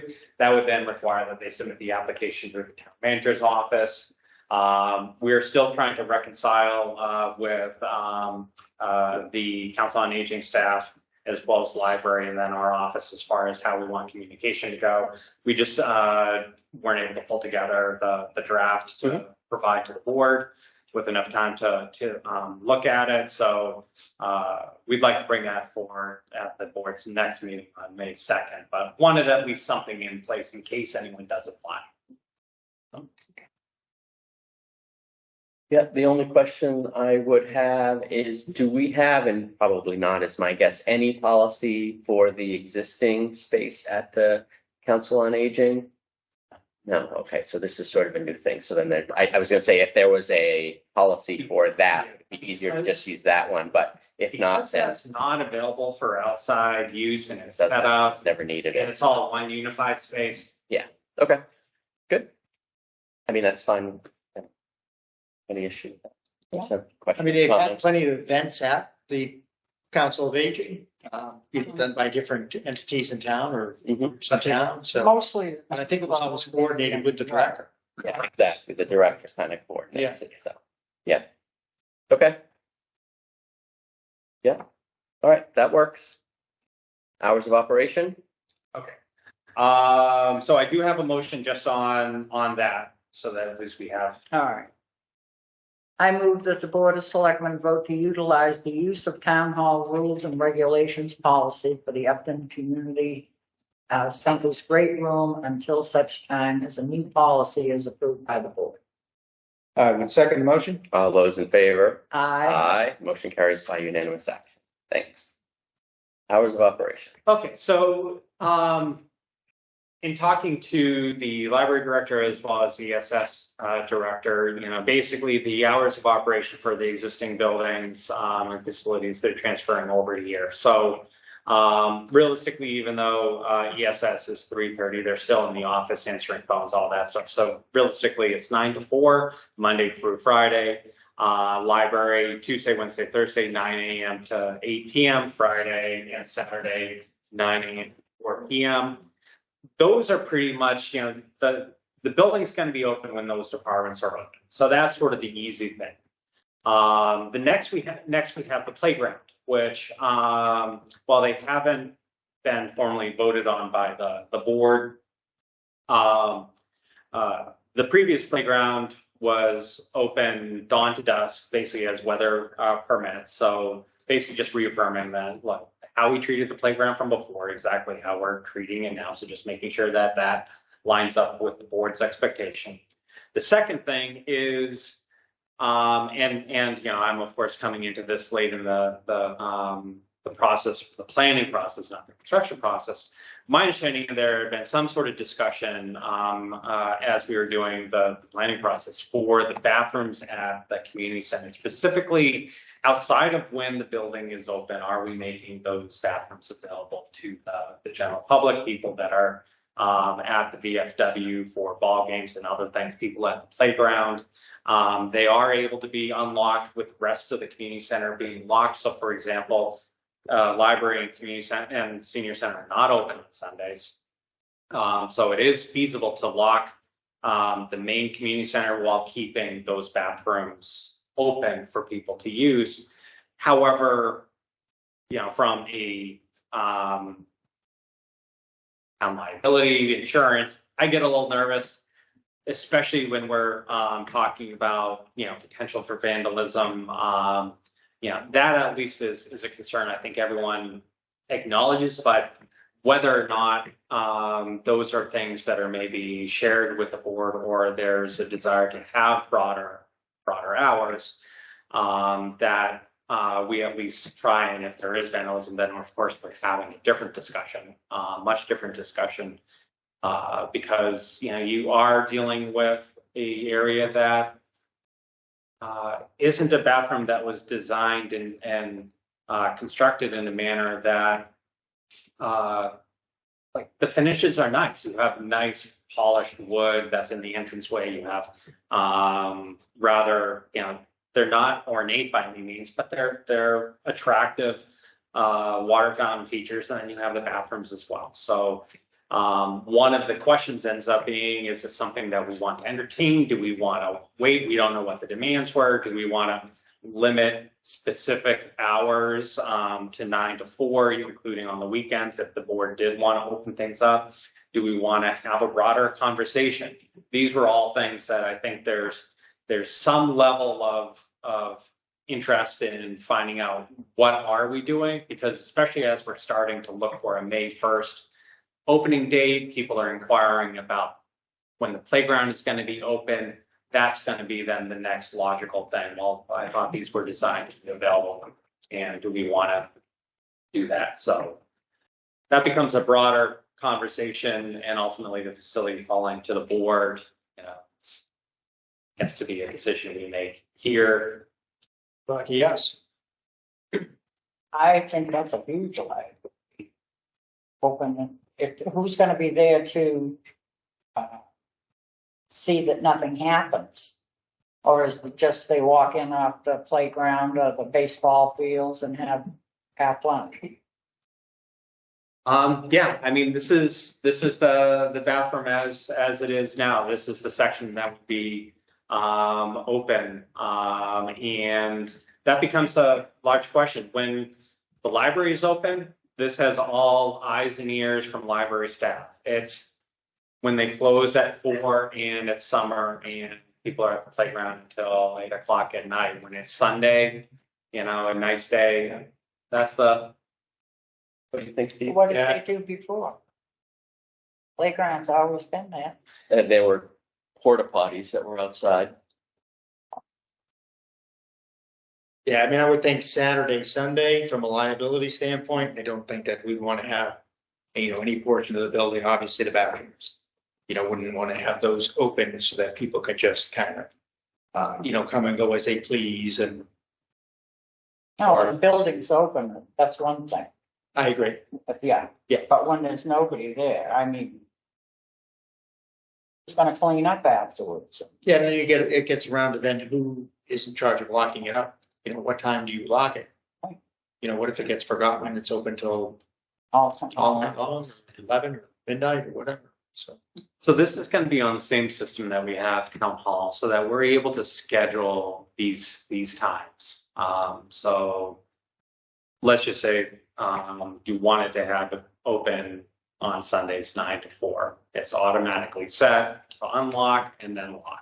So We have to put signage indicating hours, but the technology is there. But like all technology, doesn't mean we have to use it. And, ultimately, it becomes a question. The only thing that I think about is, obviously, leaving it open to the public 24/7 is just an invitation for some kind of vandalism or misuse or what have you, even just having it get dirty or people throwing trash or whatever. So there's no disputing that. That being said, what I'm thinking about is, right, to me, it's an either or, right? Either you're putting in porta potties like we had previously for the playground, or you're opening these up. To have a brand new community center and a brand new playground and to stick porta potties there is sort of, I feel personally the same way about porta potties as I do about having trailers parked in the center of our town, and old campers and old utility trailers and ISO shelters and stuff over behind, what's the parking lot now, but before was used for sort of vehicle storage. It's, that's just, so that's the only thing I'm struggling with. Otherwise it would sort of be a no-brainer to say like, yeah, keep it closed. But if it's that or put in the porta potties, then I'm sort of like, oh, maybe do we try it and see, or then we're just waiting for something to happen before we close it down. I feel like that's kind of right. It's like, oh, great, we're going to leave it open until somebody does something, and then we're going to lock it. There's no good answer. No, So we do have a security camera on the door getting into this area. We don't have a security camera in the hallway here. Yeah, we could add one and all of a sudden. We also go in there some morning and find it trash in that area right there. And that's where I don't think anyone was talking about having it 24 hours. It's just like Yeah, when there's games or there's kids at the playground. Right? If the playground is open, parents are there with children. Children have to use restrooms. We need to provide restrooms for the children whenever the playground's open. So, you know, I don't know, Dennis, from your perspective, you guys, how did those porta potties get handled? Do you have any idea with the playground before? So they're mainly designed for the athletic organizations that utilize the athletic field because that's large crowds. Yeah. And I think regardless of what you end up deciding on the community center, you're still going to see porta johns associated with those fields because it's just the sheer volume Yeah. participants that we have. Yeah. You need to have porta johns there. Yeah, but does the VFW put those in or do we put them in? Okay, I don't believe the town, those were not the town's I responsibility. think it was the VFW. I think it was a fair. Yeah, I mean, if VFW, and I think there might have been some payback from Upton Youth Club. That may have been a joint Part of it. contribution, I'm not sure, but Okay. it wasn't the town. I There's mean, nothing in our budget ever, yeah, reconciled that we were paying for that. I mean, if they're gonna be there anyway, then I guess it doesn't matter. I believe they. Right, that sort of makes my argument moot to having them or not having them. So if they're gonna be there regardless, then, yeah, I agree with you guys, right? It's pretty kind of common sense to, Okay. I think. I think. Yeah. I just, Yeah, I guess the question is there any small time frame that would make sense to have them open? And I don't know, Yeah, I can't think of any, but well, and of course, the playground, they're there all day, from late morning to. and I mean, in the same way, if we had it open, right? Some hours outside of the use, we would evaluate it to see if it needed to be closed for any reason. Maybe we do the same thing and say, hey, the porta johns are gonna be there, they're there anyway. If people start saying, you know, hey, why can't we use these bathrooms, or we don't have anywhere to go, or it's an issue, then we can revisit, right? You're literally talking about primarily Sunday. So Right. I think it, ESS is open on Mondays. Realistically, there is staff, even though the library isn't open. That, I don't think the intent was to have this area blocked off when part of the building was open. so the library's gonna be open 9 to 4 on Saturdays? Yes, And it's kind of, I wasn't thinking we're so. really just talking about, like, once the library closes after 4, which realistically, that's a very small window, and Yeah. it's over in the summer, and realistically, with appropriate signage, would be able to let people know, hey, you know, library shutting down, take your kids in there if you want to stick around. Yeah, It ends up really being Sunday. So there's not a huge, Yeah. like, time period that If- there's if- not at least someone in the town, in that town building. that building, yeah. It's fine. Except for Sunday. Yeah, Sunday's the only day with no one. So that would be the day it would be closed. As Yeah, long as the library is there, yeah. okay, and the library. You need anything else? Yes. So it's Saturday hours, so yeah, Sunday is the only day. okay. So, and like I said, one way or the other, if we had opened it up, Can adjust. revisit, and all of a sudden there's a significant demand. Can bring, And I mean, I hate to say it, right, because for me, it would be like, would it be a month? Would it be 6 months? Would it be a year? Eventually, something's gonna happen if you leave those things open. It's just inevitable, Absolutely. right? That it was happening in BVT and Nipmuc and not schools. There was some stupid TikTok thing, right? So it's like, things like that happen, as surprising and shocking as they can be. It would just be a matter of time, so. Okay, I think we're all on the same page there. Anything you need from us beyond that? Okay. All right, next up, discussion of possible projects for American Rescue Plan Act. so this, basically ends up being a continuation of the conversation we just had on, Grove Street. So at the board's last meeting,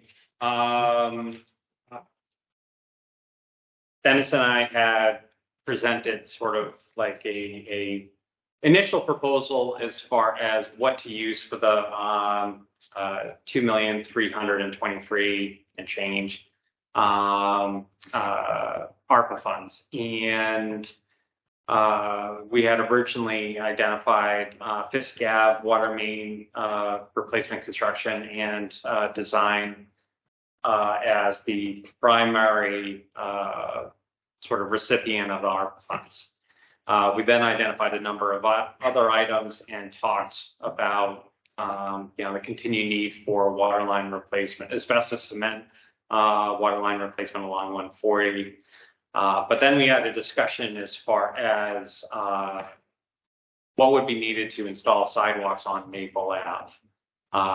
Dennis had gone back to the engineers and received a proposal and sort of a draft budget, scope of work, and timeline for a sidewalk project on Maple Ave. And there's considerable amount of work that would be needed, not only on the engineering design side, because we are dealing with environmental constraints, wetlands, surface water features, and then also about 7 private property residences in that area. And because of some of the challenges within that short corridor, admittedly short corridor,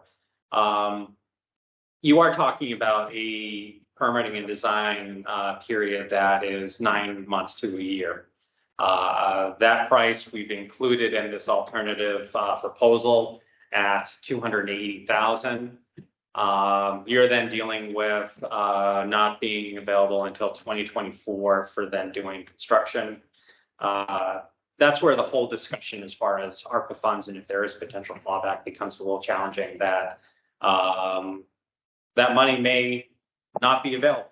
And if it is, it's up in the estimated in the $1.5 million price tag without paying for any right-of-way or easements that may need to be acquired from private property owners, one of which is Grafton Upton Railroad as well.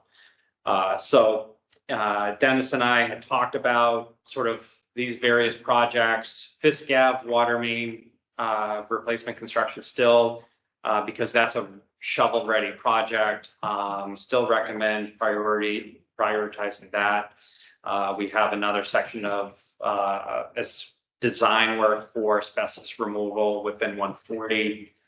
We have the permitting for design permitting for Maple Ave, and then our discussion about the Grove Street Bridge, pedestrian and lighting. You saw the dollar figure in the presentation from Weston Sampson. Talking with Dennis, we were recommending $585 for devoting to the project through ARPA. That, as well as there is miscellaneous item of $50,000 that I'm working on right now, that will still give us a balance of $183,179 that then we can still try to figure out some other things. I think they were, in their timeline, were extremely hopeful. It was a best scenario, and I think Dennis and I both have enough years in this that I see a lot of opportunities for that timeline to really lengthen very easily. And then with the calendar that's really left and what Weston Sampson identified as far as where we could be actually constructing by the end of the year, that sort of reinforces our recommendation as far as allocating a portion of that ARPA funding to Grove Street. When we went to town meeting, we had always identified some. We identified 85 and talked about potentially moving it up.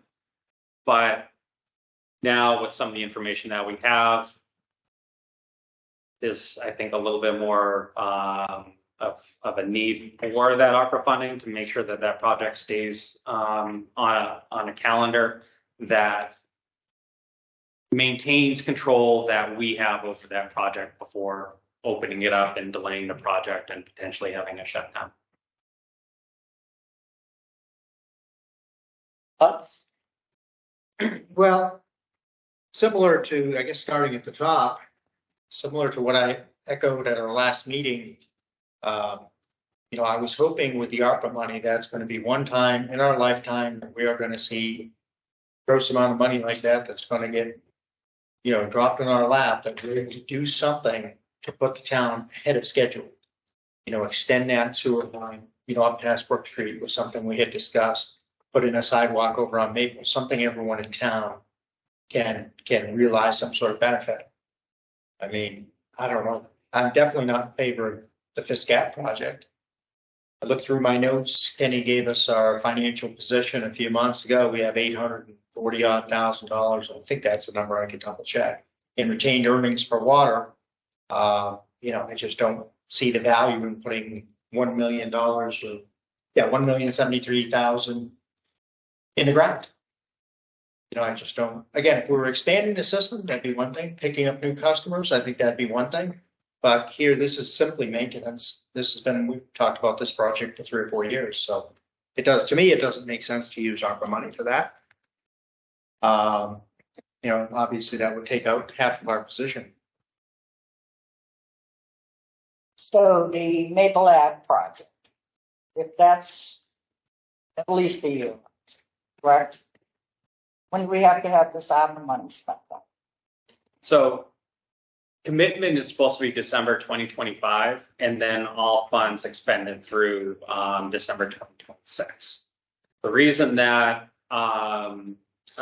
there's been more of a concern expressed, and this is from Kenny Foster, our finance director, was also on things that he was hearing from state officials about discussions on a federal level on potential clawbacks, mainly around hitting the debt ceiling and political wins on trying to grab any of the unspent ARPA funds. He recommends we, rather than leaving money on the table, that we spend it as quickly as possible. Out of here, that come calendar year 2024, that just may not be available. And what those standards are, can we enter into a contract for construction that is still a year out? I don't know. I don't know what those standards would be. Of course, the environmental permitting, you never know how long those are going to take. No, that's where. And the easements. Right. That's the hard thing is that doing right of way when you're dealing with larger projects, you're usually giving yourself a year to deal with right of way. Now we only are dealing with 7 property owners. All we need is one to be a thorn in our side, and that could stall a project. And then, you could do eminent domain, but that's going to town meeting. You still have to go further going. Town meeting. Right, you have to go for acquisition, and usually town council will draft the article so that if, when you're talking about right-of-way acquisition, it's by gift, purchase, or eminent domain, so that, yes, it gives you the power.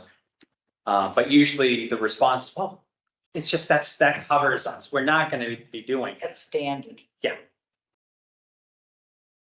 So, understanding, the Maple Ave, that's a harder one because it would be nice to be in that engineering right now, approaching that and just talking about beginning that process. Yeah, it's too bad we can't use the eastbound side of that road. We now own Maplewood, so really don't have to worry about any easements until we come up to Victoria Circle.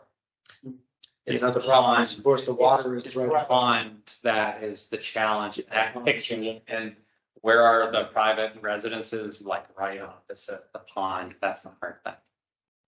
So the sidewalk would have to switch sides of the road, or The roads would shift. the roadway would shift, right? So the sidewalk would stay on that, I don't know, side, the the non-GURR side where it is now basically.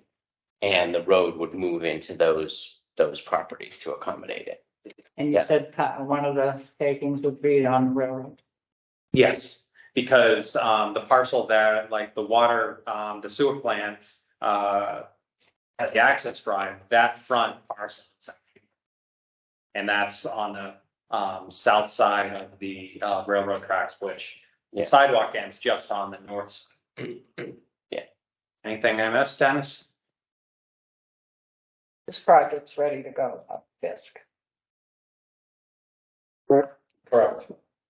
Um, Put up the bid next week. So, and just as far as the sewer extension, we are continuing to chug along. Time Bomb's doing that one.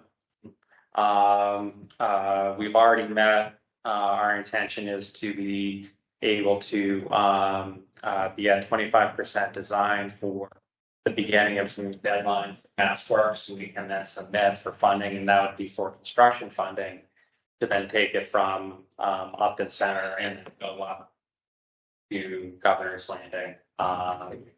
So that project is still on course, but utilizing the mass works. what's your take? I know you want to sort of share your opinion, so I would like to have it. Please. Thank you. You're welcome. So a couple of items to consider. One is, we have been talking about Fisk for quite a while. Fisk has AC pipe in it. It's part of the 6 miles of AC pipe left in the town. And we have a commitment, and we've had a commitment since I've been here, to try to remove as much AC pipe as we can afford every single year. When I look at projects, we prioritize. Fisk was picked because there's drainage issues on Fisk. There's a school on Fisk. The sidewalks have no steel left in them, but mainly the drainage. And if you recall, Mr. Chairman, we had our engineers and our paving company go out and look and see if there was a cheap fix to make the drainage work for now, and there was not. And it requires brand new drainage. And of course, anytime we look at a road where we're going to do that extensive amount of work, we want to make sure that we have looked at all of the utilities. I apologize. Here in my mouth. So we looked at the utilities, and if we're going to do the drainage and we're going to do sidewalks because of the school on there, we wouldn't leave the AC pipe in the ground. The AC pipe would have to come out. Logistically speaking, when you do a project of that size and that involved, the AC pipe is the very first thing that needs to come out because of all the other construction is going to bump into it during their installation. And we don't want to pull out AC pipe while we're installing drainage or replacing gas lines. And there's a sewer on that road that we have proposed to sleeve a small section, but it's within our means to do so without appropriating any more money. So that I look at that project as, to me, it has been a priority for some time in the DPW. We've talked about it to all the committees, to capital, to finance, to the Board of Selectmen. And I don't think it's a secret to anyone that the DPW has been aiming towards getting that road done. And $1 million to remove the AC pipe is crucial to making that happen. Without doing that part of it, I can't continue with the rest of the project. That's one. Two is the section of 140 that remains, and I propose $45,000 to do the engineering. There's 2 sections left of AC on 140. One of them is down towards the center, headed towards West Upton, sorry. From about Hartford Ave South to Mendon. That area right there there's old AC line that needs to come out. And the other section is towards the very end, headed toward the gas station. The section towards the gas station, we are including in the MassWorks grant. So we are letting Time Bond engineer that as part of that $275,000 grant. And our intention is to include that in the construction. Yeah, if we're successful, and hopefully we will be, in getting the MassWorks construction money. But the remaining part that's left is a long section, and it's over $1 million to do that. So, as Steve was mentioning, there's about $800,000 left in retained earnings as we speak. It's not enough money to do all of that. especially if I have to use that now towards FISC. You understand what I'm getting at? I'm saying that you know, one thing we won't do is we would never empty our retained earnings anyway. We have a policy and we do a pretty good job of maintaining that policy. So Kenny and I, even if we put our heads together, we would be looking at borrowing some money to make 140 work and utilizing the enterprise account to pay the note. And so it doesn't get subsidized by the taxpayers. I think that what the town manager presented for your consideration tonight was very well thought out. And it takes into consideration everybody's opinion about trying to hit all of the marks that we can with a certain amount of money. Maple Street definitely needs a sidewalk, but it's a long project. The engineers are estimating 1.5 million in construction. We're going to go buy a pond, a large pond, where we're going to have to cantilever over it. And that means we're going to have to retain a section and re-armor and reshape and all kinds of permitting involved for that part of it. We're going to go buy Maplewood Cemetery, which we own. But if you look at the topography, you have outcroppings of ledge and a large hill, which means we're going to have to put in retaining walls there and probably some ledge removal. And then we have sections that we have to go over the railroad, and that's going to be a negotiation that I'm not looking forward to, but we're going to have. And then there are some other properties that are going to have to come to the understanding that in order to make this work, we will probably have to take a permanent easement from them to make the sidewalks fit and stay in our complete streets. All of this together is definitely over a year. All of this together is definitely in front of town meeting.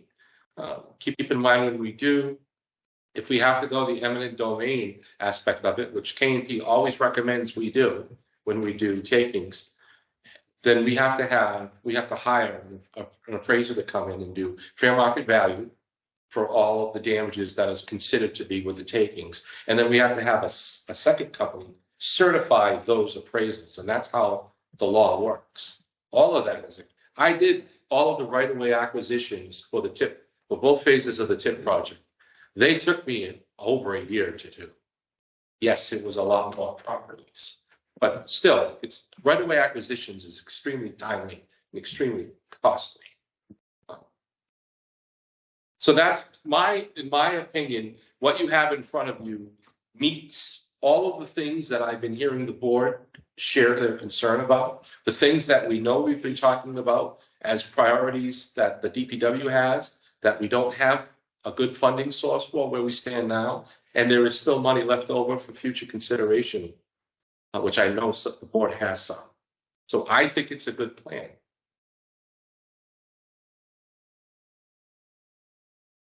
Appreciate that. That's what we were looking for. Thank you. Thank you, Dennis.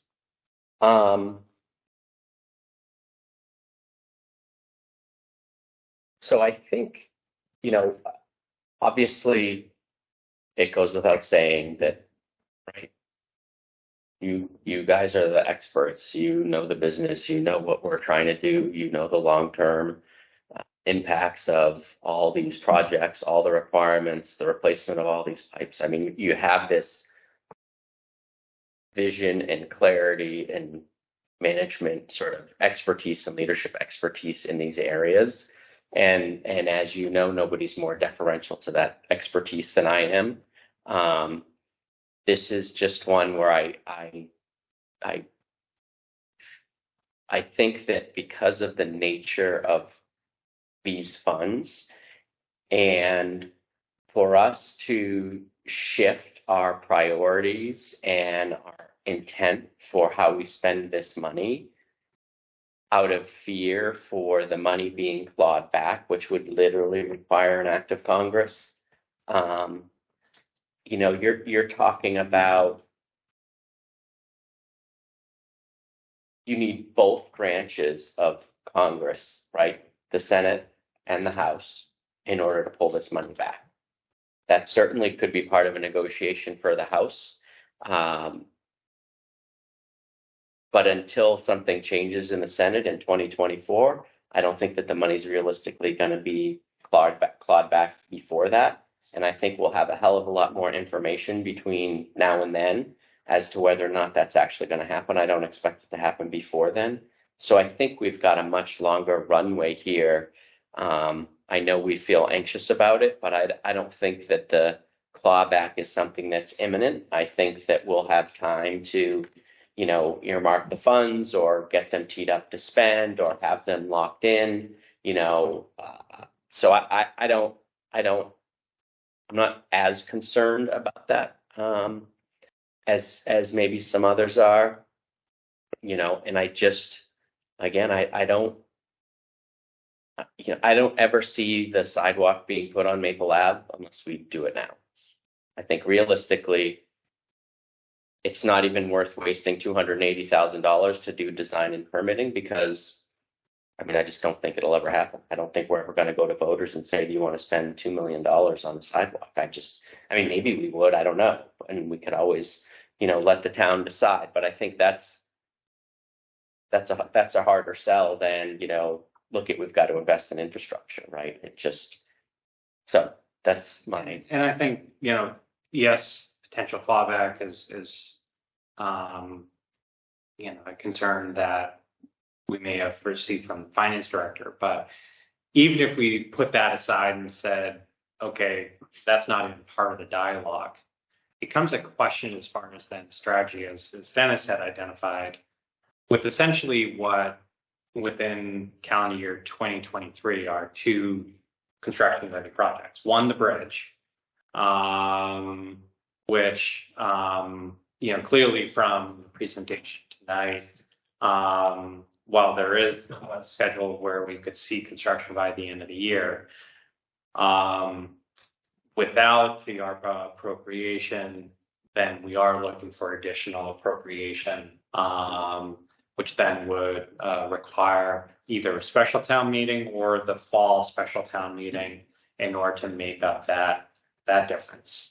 Or, you know, we're asking them to redo their design to a bare minimum, which, hearing that to extend it to give a sidewalk, there's going to be a comparable cost. That 130 that they identified, you know, could be 150, which then we still don't have that appropriation, and any sort of town meeting action then puts at risk the grant that then we'd be applying for by the end of June.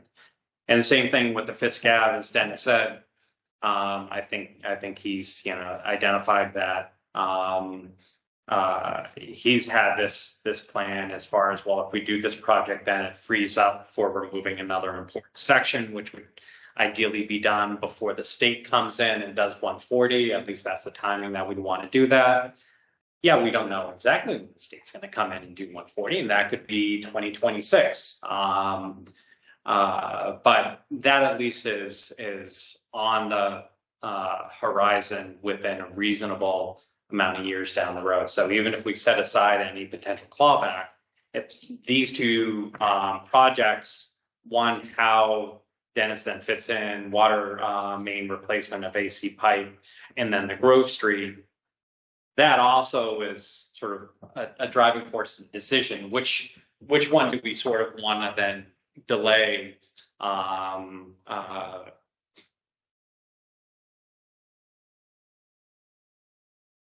mean, I would only say, if I could just Please, change no. just a second, I would say, as far as your comment about the clawback, you know, I agree. I think that the Fed and the state are way behind as far as reimbursements to the municipalities. Obviously, Fed to state, state to municipalities.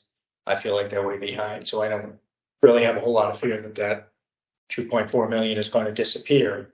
So I think we have that runway time. Now the question is, you know, do we agree with the layout and the significance and importance of these in order, or not? You know, what are your thoughts on the Fisk Ave project? Obviously, it needs to get done. It doesn't take care of the drainage issue or the sewer sleeve. It's just the water. Correct. So it's not asphalt, it's not curbing, it's nothing. It's not the sidewalk. It's essentially trenching in the middle of that road. Yeah. Tearing out the old AC pipe and reinstalling pipe. Yeah. And I think, That's what we're getting for, and again, there's a 20% contingency in the project, isn't it? Believe so. 20%. yeah, I mean, you know, I'm not here because it's easy. I'm here because it's hard. And this is one of those, something's happening at 9 o'clock. Like, Lots of stuff, lights. Knew that 8:30 was gonna be Yeah, awful, I was so, awful I was aggressive. so excited. I was so excited. You know, this is a very, this is a tough one, right? But I think that it's an opportunity for us to do something that we otherwise would not have been able to do. And I think that I understand the notion of a shovel-ready project, right? I mean, I get it. Like, you're ready to go. Like, let's just do it. We got the money. Let's do it, right? I work on projects like that all the time. People at companies have money and they're going to give the money to the person that's ready to go. So I know that it sort of feels weird to have a shovel-ready project and have to wait, particularly for a project that is as undefined as what we're doing on Maple Ave. And we know there's a lot of challenges there, but for me, that's the higher priority. And I think that, you know, I don't think it's a Grove Street or Maple Ave. I think the money is there to do the bridge the way we want it on Grove Street. And to do the design and construction, at least the lion's share of the construction of a sidewalk on Maple Ave.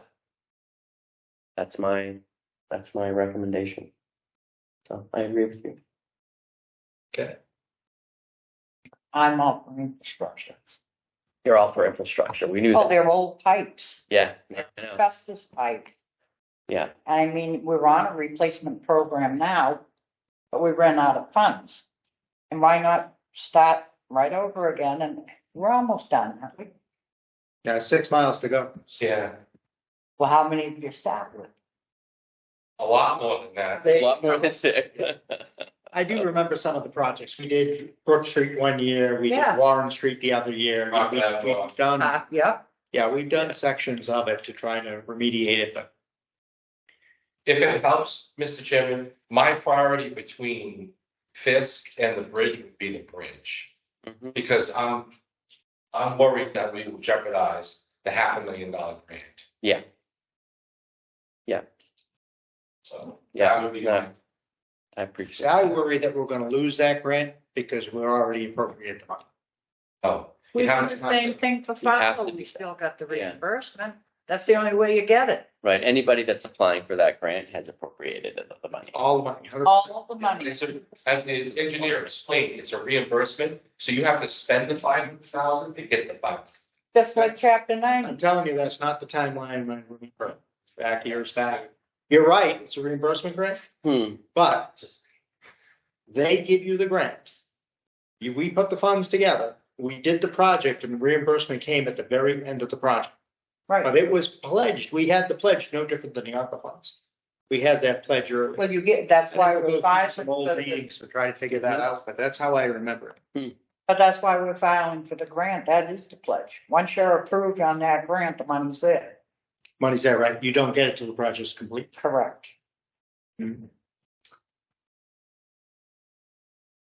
So, And I think the bridge is more important infrastructure. yeah, I think the question is, I'd like to do both. but- Fisk Ave versus Maple, right? And I think so we're at a 2-to-1 situation here. So, I mean, one of the things would be that, I mean, technically, no decision needs to be made tonight.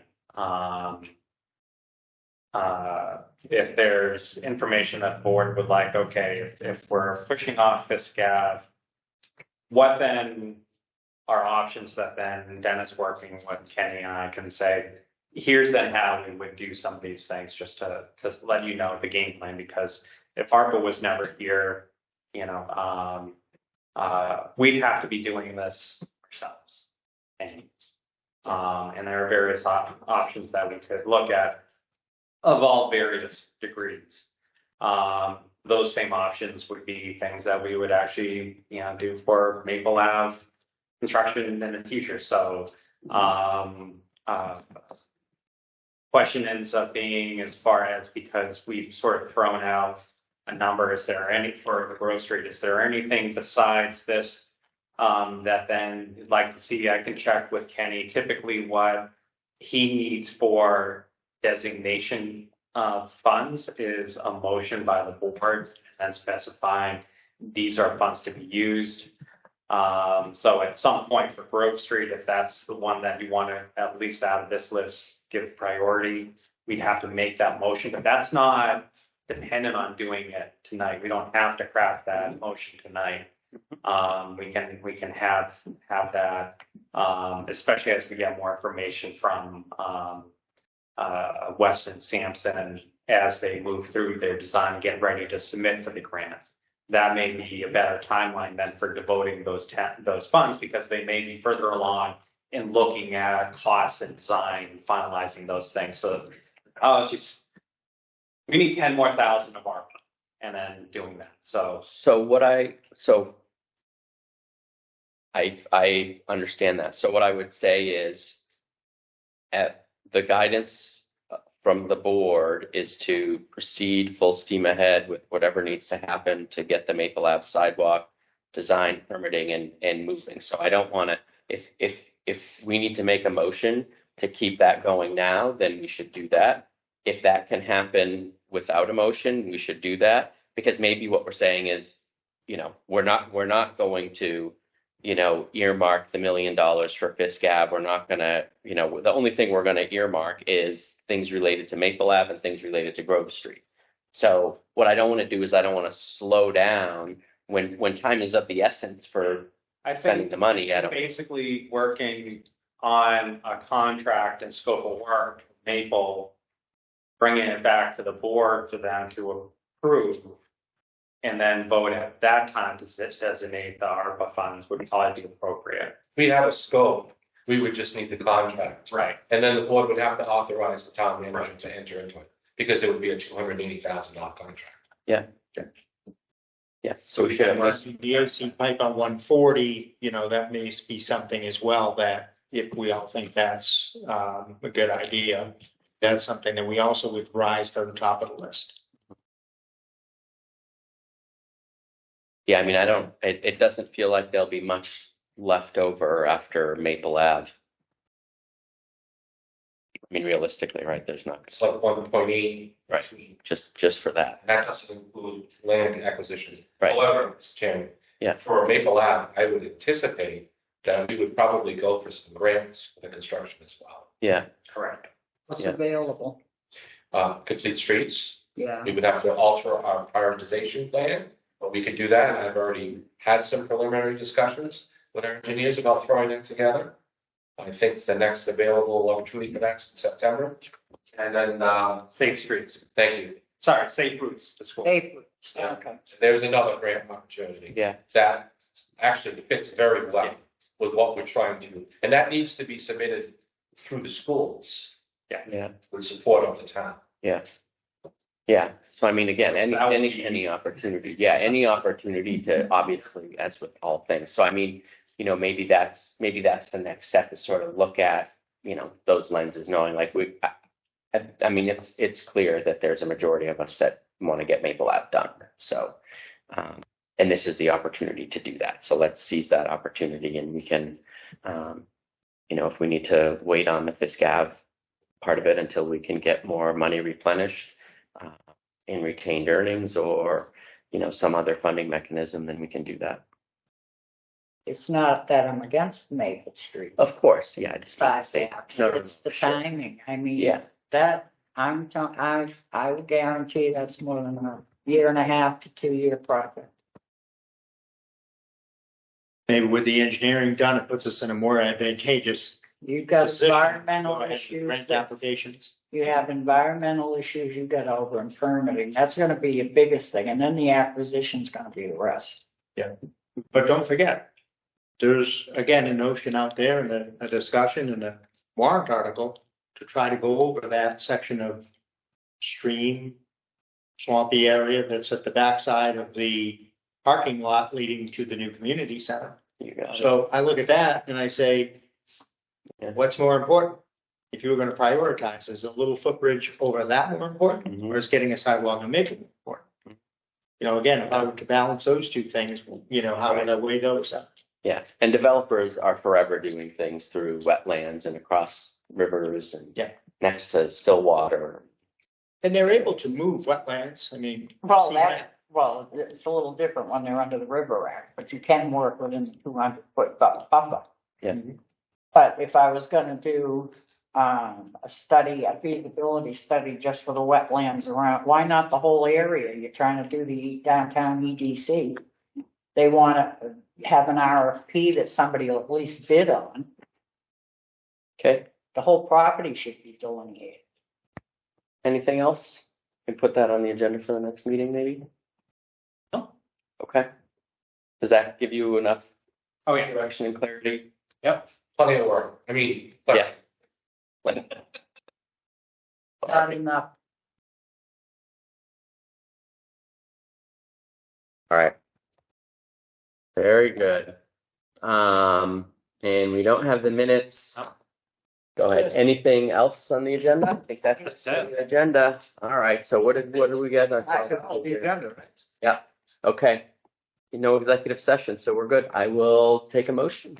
If you so choose. I move that we adjourn the meeting on April 18th, 2023 at, where's the time? 9:11 PM. I would second the motion. All those in favor? Aye. Aye. Motion carries by unanimous action. Thank you, everyone.